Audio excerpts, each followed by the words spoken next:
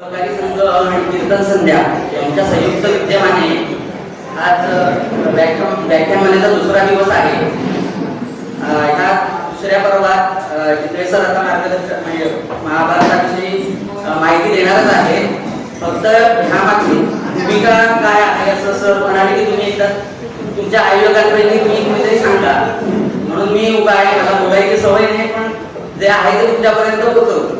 की ह्या मागची भूमिका अशी आहे की आपण 2012 पासून कीर्तन संध्या रत्नागिरी कीर्तन संध्या आयोजित करते. माननीय चारित्र्य व आपले दरवर्षी कीर्तन करतात. 12 पासून आपण शिवचरित्र, संभाजी चरित्र या चरित्रापासून क्रमाने आपण हल्ल्यापर्यंत उरीच्या हल्ल्यापर्यंत आपण सगळं संग्रहित केले. दर दिवशी 5 दिवसाची कीर्तन मालिका असं आपण सगळा संग्रह केला. आणि ज्यावेळेला आपलं राम मंदिर झालं म्हणजे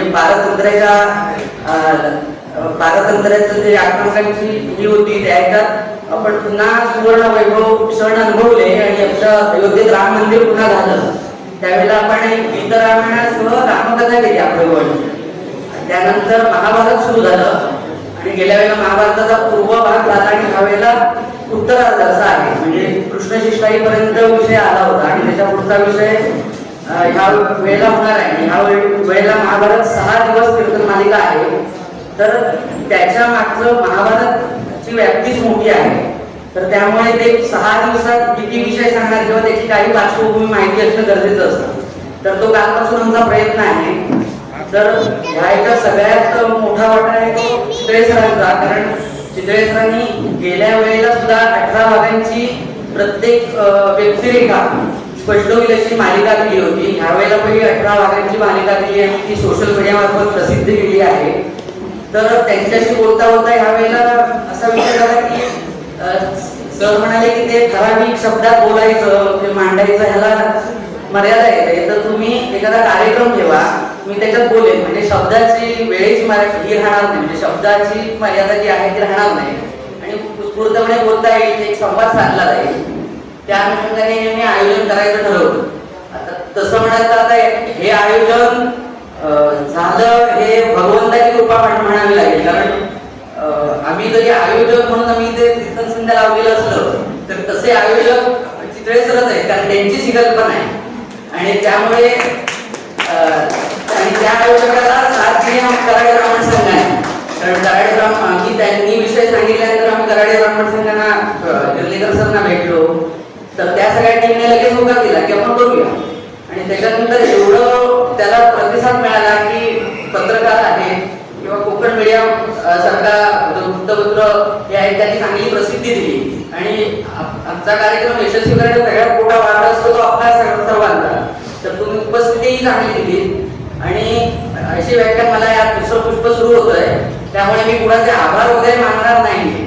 कारण हे कार्यक्रम सगळा आपल्या सगळ्या लोकांचा आहे आणि ह्याच्यात कल्पना करायची असल्यामुळे त्यांचे आभार मानून आम्ही काही म्हणजे कृतज्ञता व्यक्त करायची म्हटली तरी ती त्यांना हे वाटेल एवढे आम्ही कृतज्ञ नाही. त्यामुळे ह्या मागचं आज जे 2 दिवस व्याख्यान होत आहे ते 6 ते 11 जानेवारीला प्रमोद माझे क्रीडा संकुलला नेहमीप्रमाणे कीर्तन संध्या आहे. यावर्षी 6 दिवस कीर्तन मालिका आहे आणि संध्याकाळी 7 ते 10 राष्ट्रीय कीर्तनकार चारुदत्त गोविंद स्वामी आपळे यांची कीर्तन मालिका आहे. महाभारतावर ते बोलणार आहे. काल जसं चितळे सर म्हणाले की जिज्ञासा वृद्धीसाठी व्याख्यानमाला आहे आणि जिज्ञासा वृद्धी तुम्हाला तिथे होईल. त्याच्यासाठी तुम्ही या सर्वांना सांगून मोठ्या संख्येने उपस्थिती द्या ही अपेक्षा आहे. आणि जी काय व्याख्यानमाला आहे तुम्ही ट्रेलर समजा, पिक्चर अगदी बाकी आहे. तसंच हे जे चितळे सरांनी सांगितलेलं त्यांच्या आध्यात्मिक भाषेत बोलायचं झालं तर ही एक तुम्हाला महाभारताकडे बघण्याची एक दिव्य दृष्टी त्यांनी दिलेली आहे आणि त्या महाभारतासाठी तुम्ही सगळ्यांनी ती दिव्य दृष्टी घेऊन तुम्ही आणि तुमच्या सगळ्या लोकांना सांगून जास्तीत जास्त संख्येने या अशी विनंती करतो. धन्यवाद.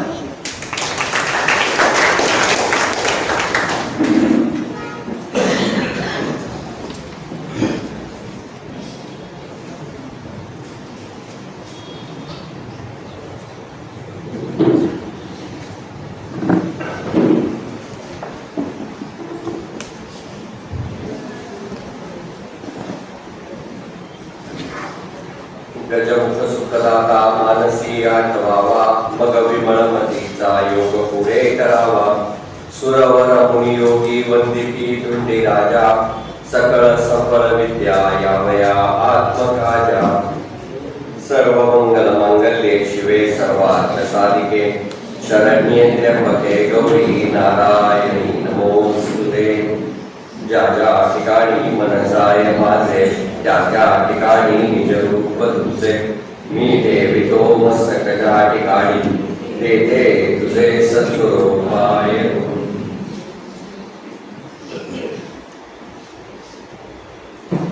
दिवसभर निवडणुकीचं महाभारत संपल्यानंतर खऱ्या महाभारताकडे वळूया. कालच्या 2 तासाच्या भागामध्ये आपण महाभारतातल्या काही व्यक्तिरेखांचा कसा वेगळा विचार करता येऊ शकतो, किंबहुना तो विचार करणं आवश्यक का आहे आणि अभ्यासाची गरज काय आहे, त्याचं थोडंसं चिंतन करण्याचा प्रयत्न केला होता. तोच मुद्दा थोडासा मी पुढे नेणार आहे आजच्या या दिवसामध्ये. आणि ते करतानाच महाभारतामध्ये कसे वेगवेगळ्या प्रकारचे संवाद आले आणि ते संवादही किती बोधप्रद आहेत, त्याचीही थोडीशी माहिती आज तुम्हाला देणार आहे. विदुर नीती सारखा भाग, त्याचाही काही अंश आपल्याला पाहायचा आहे. जितकं काही ज्या वेळेत होईल तेवढा करण्याचा प्रयत्न आपण आज करूया. काल आपण पाहिलं त्याप्रमाणे महाभारतामधले भीष्म असतील, अर्जुन असेल किंवा धृतराष्ट्र असेल, त्या प्रत्येक व्यक्तिरेखेला काहीतरी वेगळेपण आहे. तसाच वेगळेपणा असणारी आणखीन एक व्यक्तिरेखा म्हणजे द्रोण. द्रोणाचार्य ही एक व्यक्तिरेखा. द्रोण आणि कृप हे 2 ब्राह्मण आहेत महाभारतातले. आणि ते ब्राह्मण जे आहेत त्यांची वृत्ती थोडी वेगळी आहे. आपल्याला काही मिळालं नाहीये आणि आता जे मिळालं ते टिकवायचंय, तर ते टिकवण्यासाठी म्हणून मग तडजोड करावी लागली तरी तडजोड करावी या वृत्तीने जगणारे असे ते आहेत.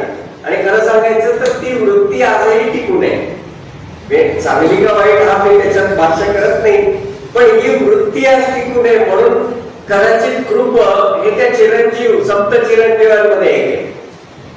सप्त चिरंजीवांमध्ये जे भगवंतांचे अवतार आहेत, म्हणजे मध्ये परशुराम असतील, मारुतीराय असतील, हे सगळे जण आजही दर्शन देतात असा अनेकांचा अनुभव आहे.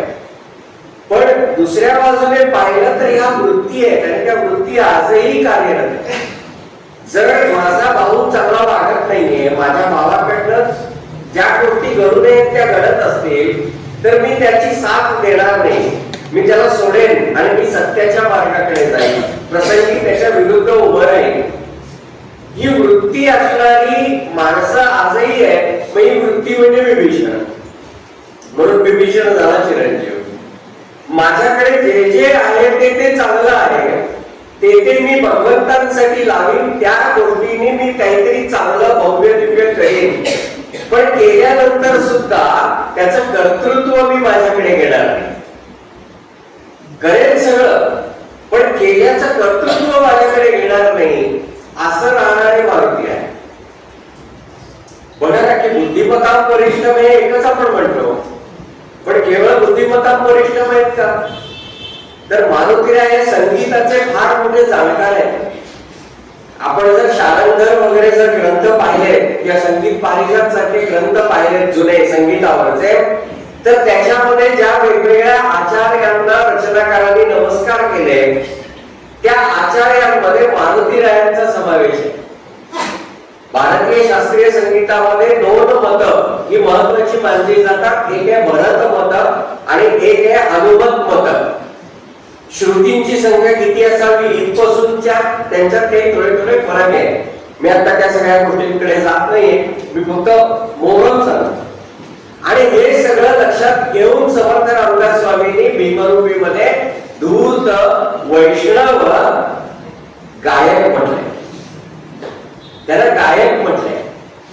श्रीमद भागवत जर आपण पाहिलात तर त्याच्यामध्ये सुद्धा मारुतीरायांचं जे काही चित्र ग्रंथाच्या एका अध्यायाच्या सुरुवातीला येतं, ते हाताने टाळी वाजवत पायाने ठेका करत रामनामाचं गायन करणारे मारुती आहे. म्हणजे केवळ बुद्धिमत्ता परिश्रम नाही, केवळ बाहुबल नाही, म्हणजे बुद्धिबळ नाही, बाहुबल नाही, केवळ तर कलेमध्ये सुद्धा जे तज्ञ आहेत ते मारुती आहे. सगळ्यांना पूज्य आहे, पण त्यांनी कधीच असं म्हटलं नाही की हे माझं आहे. जेव्हा दलनीलादी लोकांनी त्यांच्या बरोबरच्यांनी त्यांची स्तुती केली की काय तुम्ही लंका पार केली, लंका दहन केलं वगैरे, केवढं काम केलं, मारुतीराय मान खाली घालून बसले. तेव्हा जांबुवाल्याने विचारला रे तुझं कौतुक चाललंय, मान खाली कसली घालतोस? तेव्हा मारुतीराय असं म्हणतात की अरे ज्या रामनामाच्या स्मरणाने, ज्या रामनामाच्या सामर्थ्याने भवसागर पार करता येतो, ते रामनाम ज्याच्या मुखामध्ये आहे त्याने गायीच्या खुरा इतका असलेला समुद्र ओलांडला तर त्याच्यात विशेष काय? गोष्पदी असं तिथे त्यांनी शब्द प्रयोग केलाय. म्हणजे श्रेय कोणाला दिलं? रामनामाला. म्हणून असेल कदाचित मराठीमध्ये एक म्हण आली, न करत्याचा वार शनिवार. न करता, जो स्वतःला करता मानत नाही ते मारुतीराय, त्यांचा वार आम्ही निगेटिव्ह करून टाकलं की न करत्याचा वार, काही नाही करायचं. आणि मग त्याच्यासाठी आम्ही ज्यू लोकांचं उदाहरण दिलं की शनिवारी काही करत नाही. आणि मग आमच्याकडे जे ज्यू होते, म्हणजे रायगड वगैरे भागामध्ये जास्त ज्यू होते आपल्याकडे, ते तेलाचा घारा वगैरे चालवायचे, त्यांना शनिवार तेली म्हणायचे. आणि मग त्यांचं काम शनिवारी बंद असायचं. मग ते न करत्याचा वार त्याला जोडला. अरे पण त्याच्या आधी मारुतीराय आहे. कालचाच विषय जो सुरुवातीला आला होता तो आजही सुरुवातीला परत सांगतो, आपल्याला आपले डोळे नीट उघडायची गरज आहे. आपल्याच गोष्टींकडे सकारात्मक दृष्टिकोनाने पाहायची आज अत्यंतिक आवश्यकता आहे. जे आम्हाला जुन्या लोकांनी सांगितलं, ऋषींनी सांगितलं, संतांनी सांगितलं ते शाश्वत सत्य आहे. आम्हाला त्याचे अर्थ कळत नाही, कमी आम्ही पडतोय ते नाही.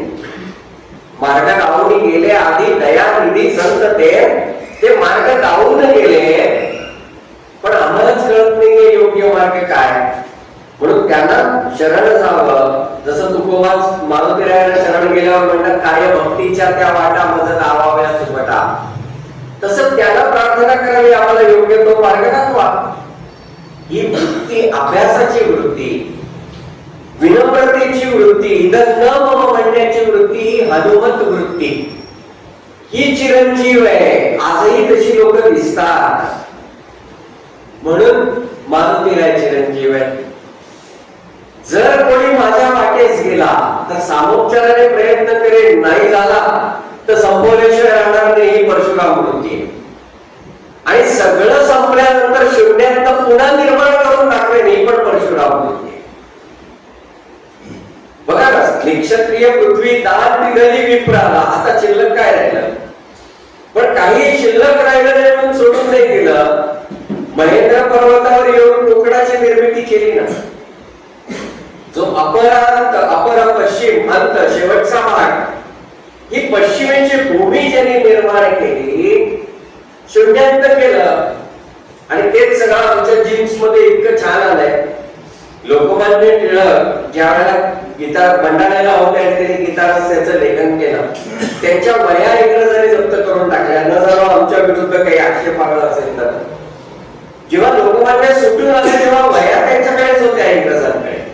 त्यामुळे दादासाहेब खापर्डे, काकासाहेब खाडेलकर, नची केळकर वगैरे जे लोकमान्यांचे सहकारी होते, त्याला खूप दुःख होत होतं की काहीतरी अद्वितीय लिहिलं असणार आणि ते आता आपल्याला मिळणार नाही. लोकमान्य म्हणाले इतकं वाईट वाटून मिळण्याचं काहीच कारण नाही. सरकारने वह्या जप्त केल्या, डोकं नाही. पुन्हा एकदा 2 महिने शिवगडावर जाऊन राहील आणि जसं तसं लिहून काढेल. याला म्हणतात परशुराम स्पिरिट. परशुराम चिरंजीव आहेत, म्हणजे ही वृत्ती आजही चिरंजीव आहे. सप्त चिरंजीव हे असेच आहेत. देहाने तर आहेतच. मी म्हटलं की तुम्ही उपासनेच्या मार्गाने गेलात तर त्यांची दर्शनं होतीलच, पण या वृत्तीने ते चिरंजीव आहे. ती वृत्ती चिरंजीव आहे. मग कृपाची वृत्ती काय? कृपाचार्यांची, द्रोणाचार्यांची. प्रवचन सोपं असतं. आपण कुठलं निघालो तेवढे फक्त पकडून ठेवायचं, फिरून परत तिथे यायचं, गाडी बरोबर एवढं सोपं असतं. हे काय अवघड काही नसतं ते. कृपाचार्य आणि द्रोणाचार्यांची वृत्ती काय आहे? माझ्या पोळीवर तूप मिळालं पाहिजे. मग तुम्ही काही करा, आम्ही जे मान्य करू. द्रोणाचार्य बऱ्याच वेळा असे वागलेले दिसतात. म्हणून व्यासपर्व नावाच्या पुस्तकामध्ये दुर्गाबाईंनी द्रोणाचार्यांवर लिहिलं ना, त्यावेळेला त्यांनी त्याच्यामध्ये एक अतिशय सुंदर वाक्य लिहिलंय. दुर्गाबाईंनी फार सुंदर वाक्य आहे. त्या असं म्हणतात, मी आधी मूळ वाक्य वाचून दाखवतो, मग त्याच्यावरती बोलू. विद्यावंतांची बधिरता हा संस्कृतीला लागलेला मोठा शाप आहे. बुद्धिवंतांची संवेदन क्षमता कळवळली की मग पाशवी बलाचाच आग्रह अनिवार्य होता. स्वतःची कीव करीत भले भले बसतात आणि चळवळे दुय्यम दर्जाचे लोक सामर्थ्याची सारी क्षेत्रे काबीज करतात. पण त्यांनाही ती फार काळ पेलत नाही. मोठ्या जागी लहान माणसे, म्हणजे जागा मोठ्या माणसे लहान, असे उलटे गणित सुरू होते. महाभारतात हे गणित द्रोणाचार्यांनी सुरू केले. म्हणजे द्रोणाचार्यांवरती दुर्गाबाईंचं भाष्य काय आहे? तर बुद्धिवंतांची बधिरता. कीर्तन संध्यासारखा उपक्रम का असतो? की बधिरता काढण्यासाठी. कारण आज बऱ्याच वेळा असं होतं, मला काय त्याचे, समाजात काही का चालेना, ते काय चालायचं ते चालू द्या, आम्ही आपलं व्हॉट्सअप वरती काहीतरी त्याला रिॲक्शन दिली की आमचा विषय संपतो. आम्ही आमच्या घरामध्ये सुखी असतो. समाजामध्ये दुर्जन मोठ्या संख्येने नाहीयेत, सज्जन मोठ्या संख्येने आजही. पण जे दुर्जन छोट्या संख्येने आहेत ना, ते संघटित आहे आणि रस्त्यावरती आहे. आणि सज्जन मोठ्या संख्येने असले तरी आपापल्या घरात आहे. म्हणून आज प्राबल्य दिसतं ते त्या शक्तीचं दिसतं. म्हणून ज्ञानेश्वर माऊली जेकाळांची व्यंकटी सांडो म्हणताना तया संचरते रतिवागो म्हणतात. त्याला चांगलं काम करण्याची आवड निर्माण होऊ दे. घरात बसलेला सज्जन काही उपयोगाचा नाही. तो घरात बसून काय करणार आहे त्याचा सत्कर्म? आम्ही बाहेर आलं पाहिजे, आम्ही व्यक्त झालं पाहिजे. जे काल मी म्हटलं ना, आमच्या देवांबद्दल, आमच्या ग्रंथांबद्दल कोणीही उठतं, काहीही बोलतं आणि आम्ही एक सोपं पावलं घेतो त्याच्यावरती, तो ना त्याच्या कर्माने मरेल. अरे त्याच्या कर्माने मरेल, मग तुझं कर्म काय? तू काहीतरी करणार आहेस का नाही? तुला प्रतिक्रिया देण्यासाठी काही बोलावणं द्यायला हवं, निमंत्रण करायला हवं का काय? नाही का? पण हे बोलायचं असेल ना, व्यक्त व्हायचं असेल ना, तर पुन्हा काय आहे ना, अभ्यास. नाही तर पुन्हा ते आमच्यावरतीच येईल, आम्ही चुकीचं काही बोललो तर. बघा तुम्हाला उदाहरण देतो, म्हणजे मोठावरून हे पटेल. दाजी शास्त्री पणशीकरांचं एक पुस्तक आहे, महाभारत एक सुडाचा प्रवास. अनेक जण जे महाभारत आणि हिंदू संस्कृतीवर आक्षेप घेतात ना, ते या पुस्तकाचा उल्लेख करतात की त्यांनीच म्हटलंय सुडाचा प्रवास आहे. म्हणजे तुम्ही काय केलं? तुमचा अभ्यास केला, पण तुम्ही जे लिहिलं ते त्यांचं शस्त्र झालंय आज. पण गंमत अशी, आशिया जर कोणी माणसाने आपल्याला हे सांगितलं ना, तर त्याला फक्त एकच उत्तर द्या की ते सगळं ठीक आहे, त्या पुस्तकाची प्रस्तावना तुम्ही वाचलीत का? प्रस्तावना कोणाची आहे? दाजी शास्त्रींच्या या पुस्तकाला अतिशय मोठे ज्ञानी अभ्यासक आदरणीय नरहर कुरुंदकरांची प्रस्तावना आहे. नरहर कुरुंदकर हे अतिशय मोठे अभ्यासक होते, अतिशय मोठे. त्यांचं ते धार आणि काळ वगैरे अनेक पुस्तकं, खूप सुंदर पुस्तक आहेत. अगदी अभ्यासात अगदीच काही नाही ना, तर श्रीमान योगीची त्यांनी लिहिलेली प्रस्तावना वाचा, पुन्हा पुन्हा वाचा, इतकी सुंदर प्रस्तावना. त्या नरहर कुरुंदकरांनी त्याच्यामध्ये अनेक काही गोष्टी संदर्भासहित दिल्या आहेत. त्याच्यात ते असं म्हणतात की निक्षत्रिय पृथ्वी परशुराम हा उल्लेख दाजी शास्त्रींनी या पुस्तकात केलाय. पण सहस्रार्जुनाची 2 मुलं पुढेही राज्य करत होती आणि नैसर्गिकरित्या मेली. मग ज्याने पुढच्या सगळ्या क्षत्रियांना मारलं असेल त्याने हीच दोन का सोडली? याचाच अर्थ सगळ्या सरसकट क्षत्रियांचं निर्धारण नाही केलं. आता नरहर कुरुंकरांनी हे सांगण्याला महत्व आहे नाही का, की कीर्तनकार प्रवचनकार यांनी सांगण्यापेक्षा एका अभ्यासकाने सांगणं याला महत्व आहे. मग निदान कोणी महाभारत एक सुडाचा प्रवासचा उल्लेख केला तर आपण एवढं तरी सांगावं, कुरुंकरांची प्रस्तावना आधी वाच, मग आपण बोलू. आणि साधारण सांगतो तुम्हाला, लोक प्रस्तावना वगैरे वाचायच्या भानगडीत पडत नाही, पण प्रस्तावना महत्वाच्या असतात. प्रस्तावना कशाला? पुस्तकाचं ब्लर्ब सुद्धा महत्वाचं असतं, म्हणजे मागचा मजकूर किंवा कव्हरच्या इथला जो मजकूर असतो ना तोही महत्वाचा असतो, तोही पहावा. अनेक गोष्टी त्याच्यातनं उलगडतात. असो, मला सांगायचा भाग असा की असे जे ग्रंथ येतात, अशी जी पुस्तकं येतात, त्यांचा नीट अभ्यास करून त्याला काय उत्तर देता येतील, कोणते आक्षेप आहेत ते पाहिले पाहिजेत ना. आक्षेप समजल्याशिवाय उत्तर देता येत नाही. संस्कृत मध्ये एक छान शब्द प्रयोग आहे. एखाद्या गोष्टीवर की आपण जेव्हा सविस्तर चर्चा करतो त्याला संस्कृत मध्ये उहापोह म्हणतात. हा उहापोह मध्ये दोन शब्द आहेत, एक आहे उह आणि एक आहे अपोह. उह म्हणजे काय आणि अपोह म्हणजे काय? जे आपल्याला मान्य असलेलं मत आहे त्या मताला अनुरूप जे काही ऐकतो त्याला म्हणतात उह. म्हणजे माझी देवांवर श्रद्धा आहे, माझी संतांवर श्रद्धा आहे.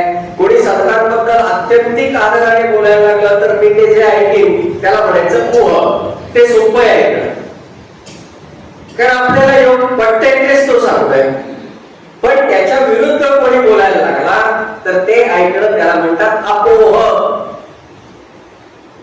पहिलंही ऐकावं, दुसरंही ऐकावं आणि मग दुसरं ऐकल्यानंतर त्याच्यात काय चुकीचं आहे ते शोधावं, प्रयत्न करावा. म्हणून असे ग्रंथ वाचायला हरकत नाही, ते वाचावे, पण त्याच्या आक्षेपांची उत्तरही तयार करावी. त्याच्या पहिली पायरी काय आहे? पहिली पायरी मी सांगितली ती आधी आपला अभ्यास मूळ करावा. मूळ टेक्स्ट आधी आपण बघून ठेवावं, मग हे बघावं. नाहीतर तो पूर्वग्रह आपलाच तयार होतो वेगळा की बाबा हे असं दिसतंय, मग त्याच्यावरती आपण असं काहीतरी मन तयार करून वाचायला लागतो. तसं नको आहे. द्रोण असेल, कृपा असेल, यांना आपण मोठं तर करत नाही ना, किंवा ही वृत्ती आपल्यामध्ये तर येत नाही ना, पाहायला नको का?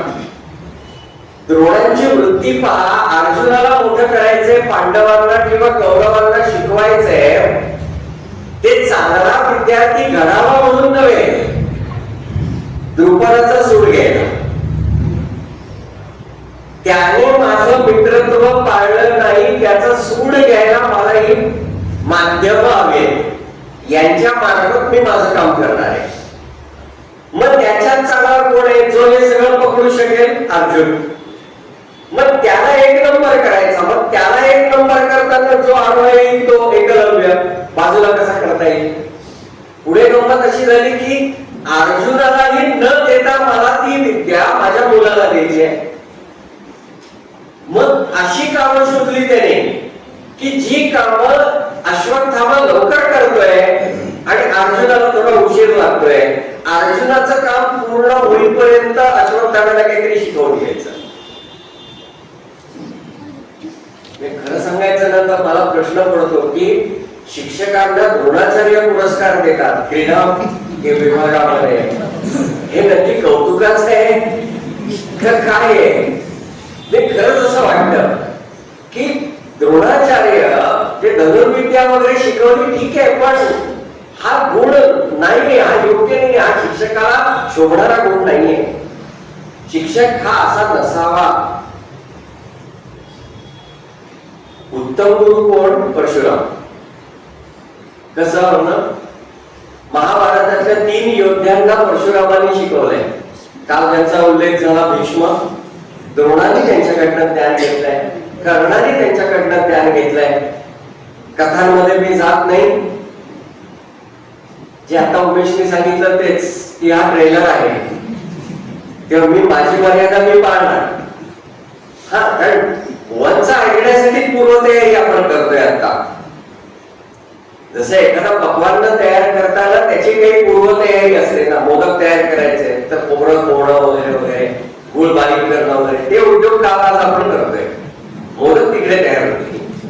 तर म्हणून मी त्या कथांमध्ये जात नाही, पण द्रोण, कर्ण आणि भीष्म हे तिन्ही योद्धे परशुरामाने कसे घडवले. महाभारत जर पाहिलं तर आपल्या लक्षात येतं या तिघांपैकी एकाचाही नैसर्गिक मृत्यू किंवा समोरासमोर लढाई फेअर म्हणजे युद्धाचे नियम पाळून मृत्यू नाही झालेला. भीष्माला मारण्यासाठी काय करावं लागलं? शिखंडीला मध्ये घालावं लागलं. द्रोणाला कसं मारलं? अश्वत्थामा आता हा म्हणून द्रोणाला मारला. त्याने ते सगळं टाकून बसले तेव्हा. आणि कर्ण रथाचं चाक आत गेल्यानंतर काय घडवले विद्यार्थी? असे विद्यार्थी घडवले पाहिजे की ज्यांचा पराभव होणार नाही, असे विद्यार्थी. आणि गुरुची सार्थकता कशात असते? शिष्यानिच्छित पराजय. भीष्माने तेही दाखवलं, काल म्हटलं तसा अनिर्णय ठेवून. पण द्रोण जे आहेत ते या कसोटीत बसणारे नाही. उलट गंमत बघा, अभिमन्यू गेला त्या युद्धामध्ये. अभिमन्यू मेल्याचं दुःख अर्जुनाने पचवलं की नाही? त्याने प्रतिज्ञा केली, जयद्रथाला मारील वगैरे, ते ठीक आहे, ते पण दुःख झालं ते पचवलं. पुढच्या काळामध्ये पाहिलं तर द्रौपदीने 5 मुलं गमावली. अश्वत्थामा आणि कृपाने जाऊन ते जे काही हत्याकांड घडवलं त्याच्यात ते संपली मुलं. द्रौपदीने तेही दुःख पचवलं. कुंतीने कर्णाच्या विरहाचं दुःख पोटात घातलं की नाही? पण अश्वत्थामा आपल्या मुलाचा मृत्यू द्रोण पचवू शकले का? शस्त्र टाकून मांडी घालून बसले. म्हणजे तुमचं ज्ञान फक्त पुस्तकीच होतं. स्थितप्रज्ञस्य का भाषा? लोकांना प्रवचन द्यायला ठीक आहे, तुझे स्थितप्रज्ञता कुठे आहे? हे गीतेतलं आहे हा, याचा द्रोणांशी संबंध नाहीये. पण तुम्ही कुठेतरी आचार्य आहात, तुम्ही असं काही सांगितलं असणार आहे, तुमच्या कृतीत कुठे आहे? म्हणजे द्रोण तिथेही थोडेसे कमी दिसतात. द्रोणांचा जो मुलगा आहे अश्वत्थामा पराक्रमी आहे, बरोबर आहे, अतिशय हळव्या मनाचा आहे, खरं तर अतिशय चांगला आहे.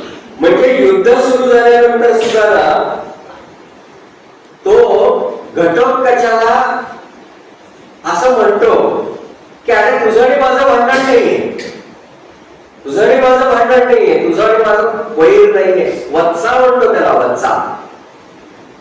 शत्रू पक्षाच्या याला वत्सा म्हणायचं. अर्जुनाने एका ठिकाणी असं युद्धाच्या वेळेला वर्णन केलंय की अश्वत्थामा कसा आहे. अर्जुन म्हणतो तो भोळा आहे, तो प्रेमळ आहे आणि तो रुजू आहे. भोळा आहे, प्रेमळ आहे आणि रुजू आहे, असा हा अश्वत्थामा आहे. पुढे द्रोणवध जेव्हा होतो ना त्यावेळेला अश्वत्थामा अर्जुनाला पटलेलंच नाही की द्रोणाला आजच्या पद्धतीने मारलंय, म्हणून तो त्या दृष्टद्रव्यावरतीच भांडायला होतो की अरे त्याला जाब विचारतो की अरे बाबा तू हे का केलंस, अशा पद्धतीने मारणं तुला शोभतं का? म्हणजे तिथे पांडवांमध्ये अंतर्गत भांडण झाल्याचा प्रसंग आहे. तेव्हा अर्जुन विचारतो, अर्जुन म्हणतो की अश्वत्थामा कसा आहे? अर्जुन असं म्हणतो अश्वत्थामा अलौकिक आहे, त्याच्या साऱ्या प्राणी मात्रांवर तो लोभ करतो, साऱ्या प्राणी मात्रांवर तो लोभ करतो. अर्जुन सांगतोय अश्वत्थाम्याबद्दल, असा अश्वत्थामा आहे. मग प्रश्न आहे तो अश्वत्थामा बदलला कसा एवढा, नाही का? कर्णाचा वध झाला, कर्णाच्या मुलाचा वध झाला, त्यावेळेला त्या अश्वत्थाम्याला इतकं वाईट वाटलं की तो दुर्योधनाला असं म्हणाला, हे सगळं तुम्हाला महाभारतात वाचायला मिळेल, दुर्योधना पांडवांबरोबरचं वैर थांबव, युद्धाचा धिक्कार असो, मी आणि कृप अवध्य आहोत, म्हणजे आम्ही चिरंजीव आहोत, मी आणि कृप अवध्य आहोत, तू पांडवांबरोबर राज्य कर. मी सांगितले तर अर्जुन सुद्धा शांत होईल, युद्ध करणार नाही, आणि कृष्ण सुद्धा विरोध इच्छित नाही. युधिष्ठिर भूतहित रथ आहे, भीम आणि इतर बाहू त्यांचे अंकित आहे, तेव्हा शांती कर, समेट कर. दुर्योधन ऐकत नाही, कारण आता ते पलीकडे गेले सगळं. तेव्हा तो दुर्योधनाला रागवतो. आता गमत पहा, महाभारत आपण सगळं हे करतो, पण हा भाग सुटतो की नाही आपल्याकडे. काल जे मी म्हटलं की त्यांनी व्यासांनी ते एक एक कॅरेक्टर डेव्हलप करताना किती छान पद्धतीने ते केले बघा, की त्याच्या आतमध्ये सुद्धा कुठेतरी एक हळवा कोपरा आहे. आपल्याला तो अश्वत्थामा फक्त शेवटचा माहिती आहे, मगाशी सांगितलेला, सगळ्यांना संपवणारा, आणि मग ते ब्रह्मास्त्र सुद्धा उत्तरेच्या गर्भावरती सोडणारा, हा अश्वत्थामा माहिती आहे. पण त्याच्या आधीचा अश्वत्थामा असाही आहे, तो समजून घ्यायला महाभारत पाहिलं. दुर्योधन हा बाकीच्या सगळ्या गोष्टींमध्ये आहे, म्हणजे तो काय खलनायकच आहे. आणि बऱ्याच वेळा चित्रपट असेल तर नाटक असेल, नायकापेक्षा खलनायकच भाव पावतो. प्रभाकर पणशीकरांचा औरंगजेबच लक्षात राहतो नाटक पाहिल्यानंतर, त्या अभिनयाने तसं काहीच होऊन जातं. तसं हे महाभारताचं कॅरेक्टर वाटतं दुर्योधन. दुर्गाबाईंनी त्यांचं वर्णन फार सुंदर केलंय, एका वाक्यात केलंय. दुर्योधन कसा, दुर्गाबाई म्हणतात, सर्व काही हवे, सर्वदा हवे, सर्व काही हवे, सर्वदा हवे, साऱ्यांचे हवे. किती सुंदर, सर्व काही, सर्वदा आणि साऱ्यांचे, सगळं ते माझं. ही वृत्ती म्हणजे दुर्योधनाची वृत्ती. पण या दुर्योधनाकडे एक हा कोपरा आहे, आणि तोही महाभारतात व्यक्त झालाय, तोही व्यासांनी राखून नाही ठेवला. घटोत्कचाने ज्या वेळेला युद्ध केलं, जेव्हा हा सूर्य हा जयद्रथ झालं ना, तेव्हा रात्रीचं युद्ध पण झालं. खरं तर युद्धाचे नियम ठरले होते, आणि त्या नियमाप्रमाणे सूर्यास्ताला युद्ध थांबवायचंय, आणि नंतर दुसऱ्या दिवशीचं युद्ध सुरू होईपर्यंत दोन्ही पक्षातल्या लोकांनी एकमेकांची मित्रत्वाने राहायचं, त्यांना कोणी अडवायचं नाही वगैरे वगैरे, हे सगळं ठरलेलं होतं. पण त्या रात्री मात्र युद्ध झालं, आणि त्या युद्धामध्ये घटोत्कचाने महापराक्रम केला. शेवटी कौरव सेनेने कर्णाला सांगितलं, ते अर्जुनासाठी जे काही राखून ठेवलेस ते आता काढ, नाहीतर आता असं होईल की ती शक्ती तशीच राहील, पण आपण कोणी जिवंत राहणार नाही, शक्ती चालवाय. म्हणून त्याने त्या शक्तीचा प्रयोग केला, घटोत्कचाला मारलं. आणि त्यावेळेला त्या आनंदाने कृष्ण आणि अर्जुन एकमेकांशी बोलतायत, दोघांचा संवाद चाललाय, दोघं मित्रत्वाने बोलतायत. आणि तेव्हाच सात्यकी आणि दुर्योधन एकमेकांच्या समोरासमोर आहेत युद्धासाठी. प्रसंग काय परत सांगतो बघा. घटोत्कचाला मारलंय, घटोत्कचासाठी ती शक्ती वापरली, त्यामुळे आता अर्जुन सुरक्षित झाला. या आनंदाने भगवान कृष्णांना आनंद झालाय, आणि ते आणि अर्जुन आनंदाने एकमेकांशी मित्रत्वाच्या नात्याने बोलतायत. त्याच वेळेला सात्यकी आणि दुर्योधन एकमेकांसमोर युद्धाला उभे. दुर्योधन त्या दोन मित्रांची गप्पा पाहतो आणि सात्यकीला काय म्हणतो, क्रोध, लोभ, असूया आणि क्षात्र आचार यांचा धिक्कार असो.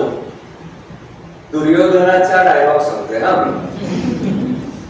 हे दुर्योधन बोलतोय. क्रोध, लोभ, असूया व क्षात्र आचार यांचा धिक्कार असो, सैन्याचा धिक्कार असो. मला माझे बालपण आठवते, तू माझा प्राणाहून प्यारा मित्र सात्यकी, तू माझा प्राणाहून प्यारा मित्र, मीही तुला तसाच. आज तू माझ्याशी युद्ध करायला तयार झालास. मला बालपणचे प्रेम आठवते, ते सगळे युद्धात संपून गेले. क्रोध आणि लोभ याशिवाय युद्धात काय आहे? क्रोध आणि लोभ याशिवाय युद्धात काय आहे?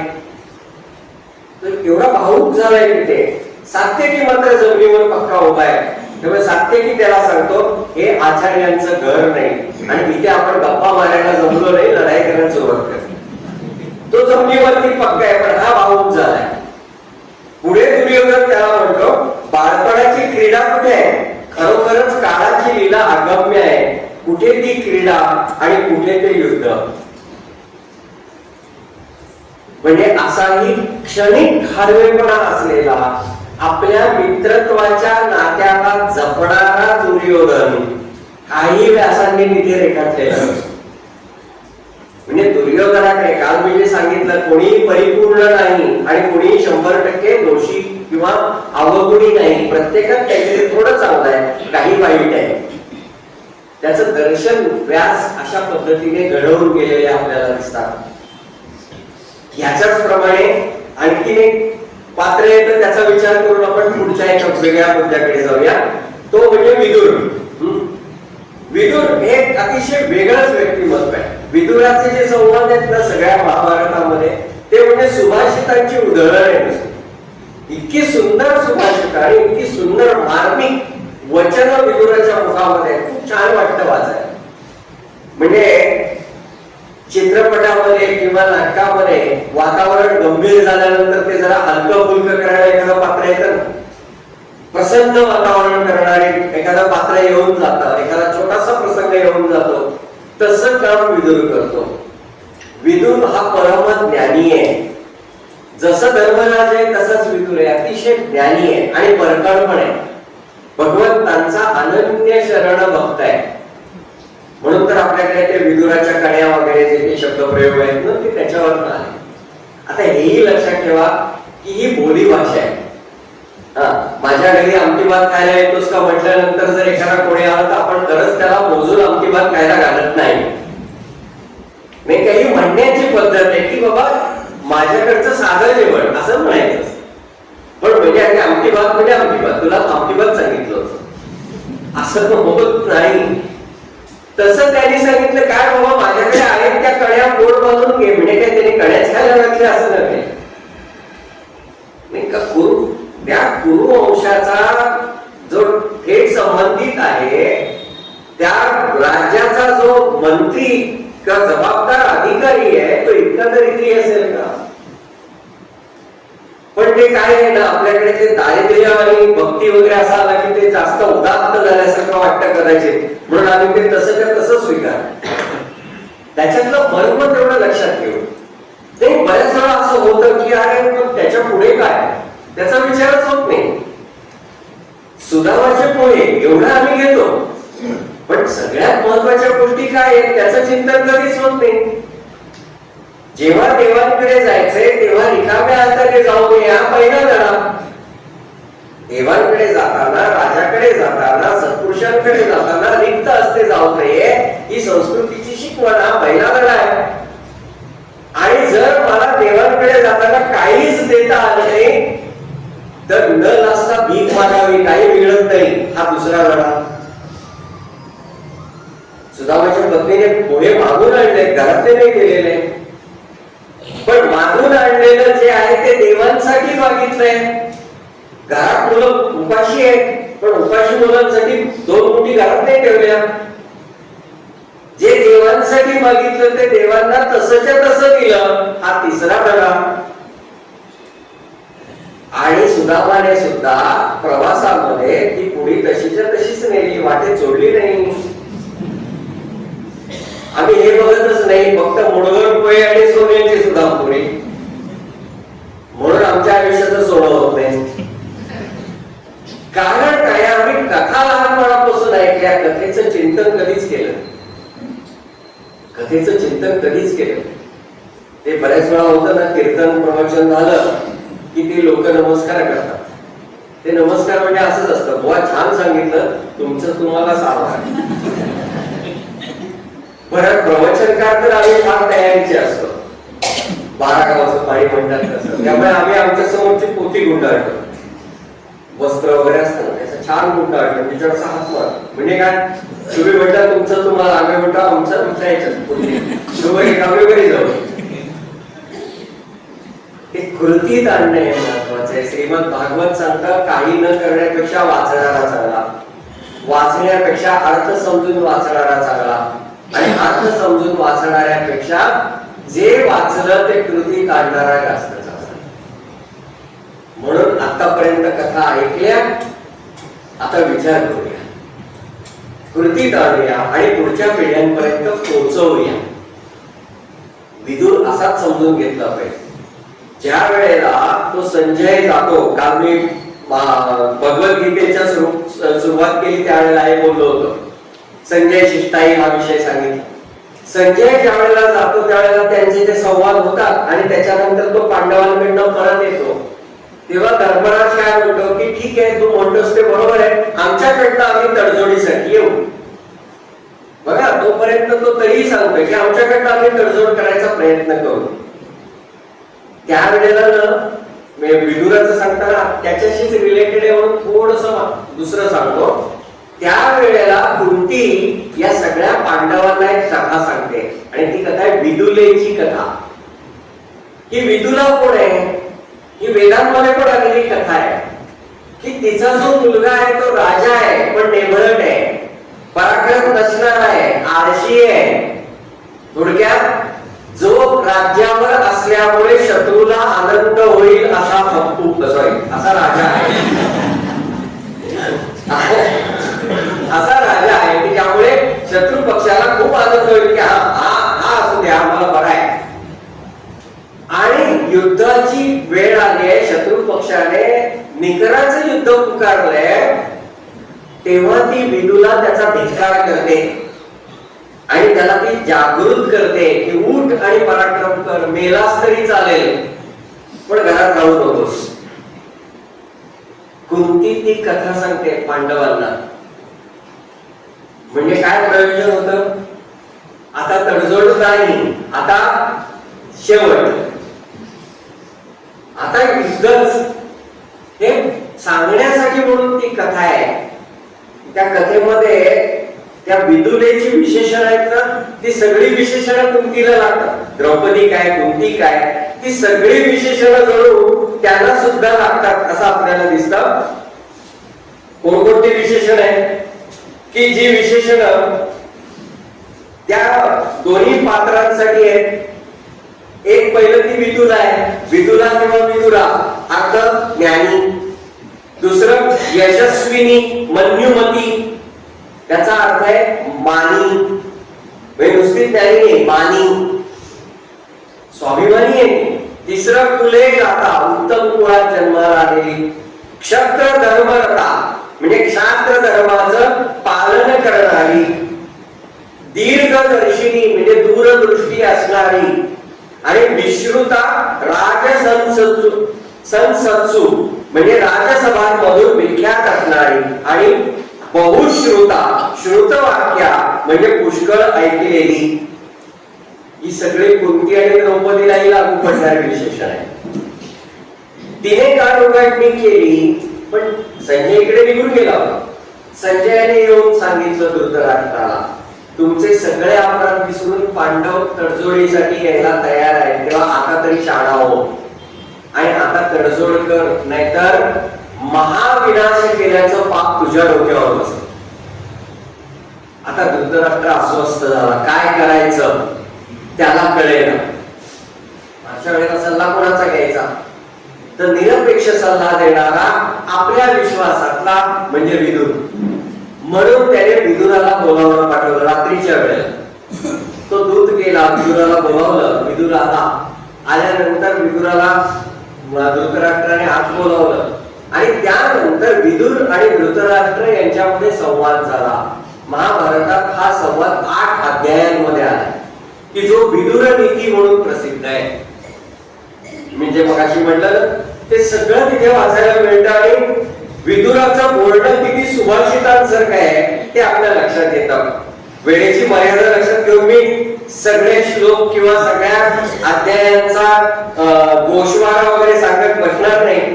जो फक्त काल मी मुद्दा सांगितला होता की विद्यार्थ्यांसाठी काय सांगितलंय, असा काही भाग त्याच्यातला मुद्दा म्हणून मी सांगेन.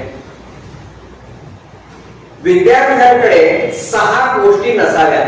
ज्याला खरं ज्ञान ग्रहण करायचंय त्याच्याकडे 6 गोष्टी नसाव्यात. कोणकोणत्या? आलस्यम, मदमोह, चापलम, गोष्ठीरेवच, स्तब्ध चाभिमानित्वम, तथा त्यागित्वमेवच. म्हणजे आळस, मदमोह, चंचलता, गप्पा मारणं वगैरे, उद्दंडता, अभिमान आणि लोभ या गोष्टी विद्यार्थ्यांसाठी अत्यंत घातक आहेत. आता विद्यार्थ्यांसाठी याचा अर्थ शाळेत जाणाऱ्या असं नव्हे. माणूस हा आयुष्यभर विद्यार्थी असतो म्हटलं तर या सगळ्या आपल्यासाठी सुद्धा आहे. आणि त्याच्यातला पहिला नंबर त्याने दिलाय तो फार सुंदर आहे ना, आळस. कारण आळसासारखा दुसरा चोर नाही हो या जगात. श्रेष्ठ चोर आहे या जगात, 1 नंबरचा चोर. म्हणजे जो आपल्याकडचं अमूल्य काही काढून घेतो ना तो खरा श्रेष्ठ चोर. आणि तुमच्या डोळ्यात एकच चोरून नेत असेल तर प्रश्नच नाही. म्हणजे व्हाईट कॉलर चोर म्हणतात ना, तसा हा व्हाईट कॉलर चोर आहे की जो बोल बोल म्हणताना तुम्हाला फसवतो, तुम्हाला कळतही नाही. आणि जेव्हा कळतं तेव्हा जे चोरलं ते परत मिळवता येत नाही. असा चोर म्हणजे आळस.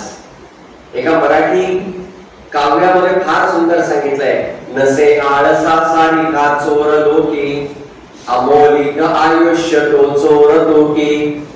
उद्या हो तयाचे पहाणे, उद्या काय होईल ते कोण जाणे. किती सुंदर आहे. नसे आळसा सारिका चोर लोकी, आळसासारखा चोर नाही. का? आमचं अमूल्य आयुष्य तो चोरतो. कसा चोरतो? आम्ही काहीतरी चांगलं करायचं ठरवतो, तो म्हणतो आजच करायची काय गरज आहे, उद्यापासून नाही का. समजा की एखाद्याच्या घरी महाभारताचं पुस्तक आहे, समजा तिथून घरी गेलो आपण 8:30 पावणे 9 वाजता आणि आपल्याला असं वाटतं की आता जेवून ना आजपासून महाभारत वाचायचंच. आता ऐकलंय ना 2 दिवस, आता वाचायचंच. बुवा येईपर्यंत, आपले बुवा येईपर्यंत पुस्तक वाचून झालं पाहिजे, असं पहिला विचार मनात आला. पण जेवायला बसेपर्यंत आता 2 दिवस महाभारत 2-2 तास चाललंच आहे. मग आज कशाला सुरुवात, उद्या केली तर काय बिघडते? की उद्याचे पेपर आहेतच. कुठल्या नगरात कोण आलं, कुठल्या नगरात कोण पडलं, की ते वाचण्यामध्ये परत मी नाही अभ्यास केला. उद्या हो दयाचे पहाणे. कवी म्हणतो उद्या काय होईल ते कोण जाणे. म्हणून हा आळस श्रेष्ठ चोर आहे की जो बोल बोल म्हणणारा तुम्हाला फसवून जातो. समर्थांनी ज्या दुर्गुणांची कायम निंदा केली ना त्याच्यातला हा एक आहे आळस. आळस उदास नागवण, आळस प्रयत्न बुडावणं, आळस हे करंटपणाच्या खुणा प्रकट होती असं समर्थ म्हणतात. आणि म्हणून आळस नसावा, आळस कधी करू नये. एक 6 अक्षरी मंत्र आहे, तो कायम लक्षात ठेवावा. 6 शब्दांचा मंत्र आहे, कायम लक्षात ठेवावा. जेव्हाच तेव्हा, ज्याचं त्याने आणि जिथल्या तिथे. जेव्हाच तेव्हा, ज्याचं त्याने आणि जिथल्या तिथे. काम कोणी करावं, कधी करावं आणि वस्तू कुठे ठेवाव्या. जेव्हाचं काम तेव्हा करावं, ज्याचं काम त्याने करावं. आणि घेतली वस्तू जिथल्या तिथे, म्हणजे घेतली तिथेच नव्हे, जागेवरती ठेवावी.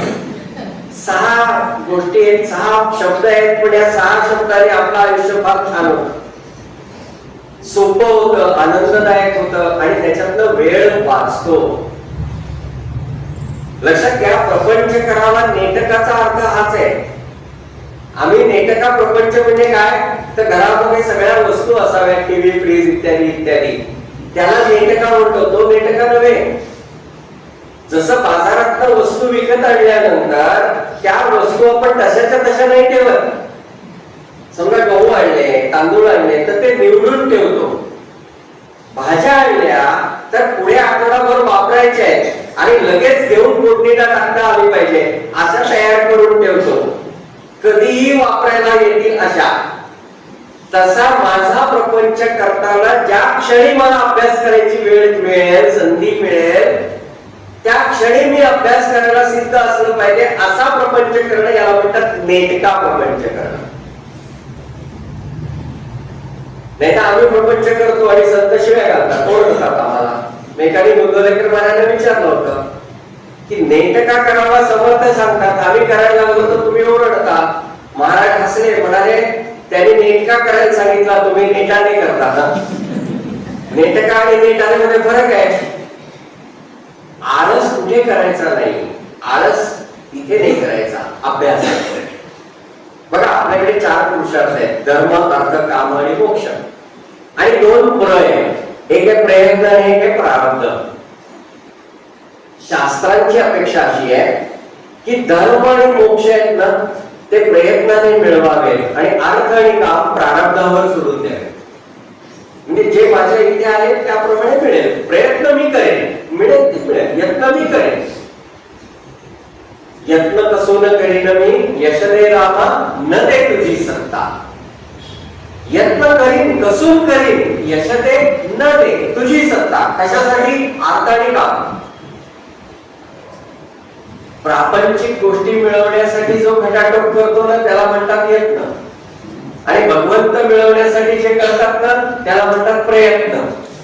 म्हणून प्रयत्नांती परमेश्वर, प्रयत्नांती तो तिथे प्रकर्षाने केलेला यत्न असतो.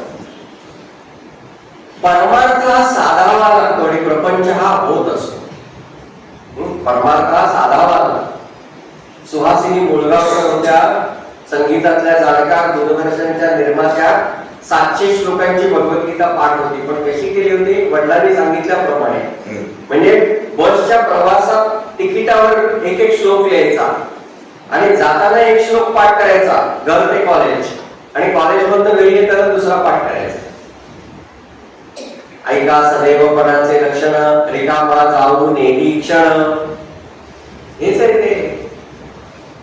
ज्याला अभ्यास करायचा आहे ना त्याला हा आळस सोडला पाहिजे. हा आळस हा दोष आहे आणि तो सोडला तर सुटतो, सोडला तर सुटतो. पण आता सोडायचाच नसेल तर नाही. काय आहे, मला जेवढं बोलता येईल तेवढं मी बोलायचा प्रयत्न करतोय, त्याच्यात आळस करत नाही. तुम्ही पण आळस करू नका. ते जे ऐकलं त्याच्यातनं काहीतरी करण्याचा प्रयत्न करा. आळस, मद, मोह, चंचलता आई दोषच आहे. किती आम्ही असतो ना चंचल. माऊलीने फार छान सांगितलं ते मन चंचल काय असतं, मन किती असतं ते.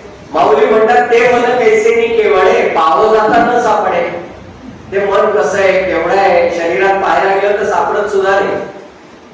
डिसेक्शन केलं तर मन नावाचा अवयव नाही कुठे शरीरात, नाही का. माझ्या मनात आलं म्हणजे एक्झॅक्टली कुठे आलं.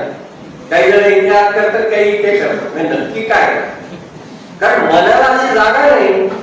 म्हणून माऊली म्हणतात ते मन कैसे केवढे, पाव जाता न सापडे, परी राहटावया थोडे त्रैलोक्य आहे. या फिरायला लागलं तर त्रैलोक्य पुरत नाही. मारुतीरायांचा वेग सांगताना समर्थाला दुसरं काही आठवलं नाही. मनासी टाकिले मागे, काय वेग आहे, मनासी टाकिले मागे, हा मारुतीरायांचा वेग. म्हणजे मन किती वेगवान आहे, त्याच्या वेगाची तुलना मारुतीरायांशी करावी असं. म्हणजे चंचल मन अभ्यासाला चालेल का? नाही का. तिथे पूर्ण लक्ष पाहिजे ना. दत्तप्रभूंचा जे 24 गुरु आहेत ना त्याच्यातला एक गुरु आहे शरकार. शरकार म्हणजे पानाला धार काढणारा, टोक करणारा. तो रस्त्यावरती कुठेतरी बसलाय आणि पानाला टोक करण्याचं काम चाललंय. रस्त्यावरनं वाजत गाजत मिरवणूक एक गेली आणि नेमके असे फाटे फुटले होते की मिरवणूक गेली कुठेतरी. हा साधारण त्या चौकात आहे असं करा की गेली कुठेतरी मिरवणूक. आता आवाजही येत नाही अशी स्थिती झाली आणि एक माणूस मागणं आला आणि त्या शरकाराला म्हणाला की अरे बाबा इथं जी मिरवणूक गेली राजाची ती कुठल्या दिशेने गेली, कुठल्या रस्त्याने गेली? तो शरकार म्हणतो इथं मिरवणूक गेली का? तो म्हणतो काय बहिरा आहेस का, वाजत गाजत गेली? तो शरकार म्हणतो बाबा मी जर बहिरा असतो तर तुझ्या प्रश्नाला उत्तर दिलं असतं का? मग म्हणाला तुला मिरवणूक गेली हा प्रश्न का पडला? तो म्हणतो ती कदाचित तू म्हणतोस ना तशी गेली असेल, पण त्यावेळेला जर मी बाळाला टोक काढत असेल ना तर मला ती ऐकूच आली. आणि हे सगळं अवधूत म्हणजे भगवान दत्तात्रय पाहतात आणि म्हणतात हा माझा गुरु. एकाग्रता अशी पाहिजे, ही एकाग्रता. आता मला सांगा, हे जर आमची संस्कृती शिकवत असेल तर आमच्या मुलांना या भागवतातल्या मोठ्या पुराणांच्या कथा सांगायला हव्यात का नको? मग त्या का बाजूला पडल्या?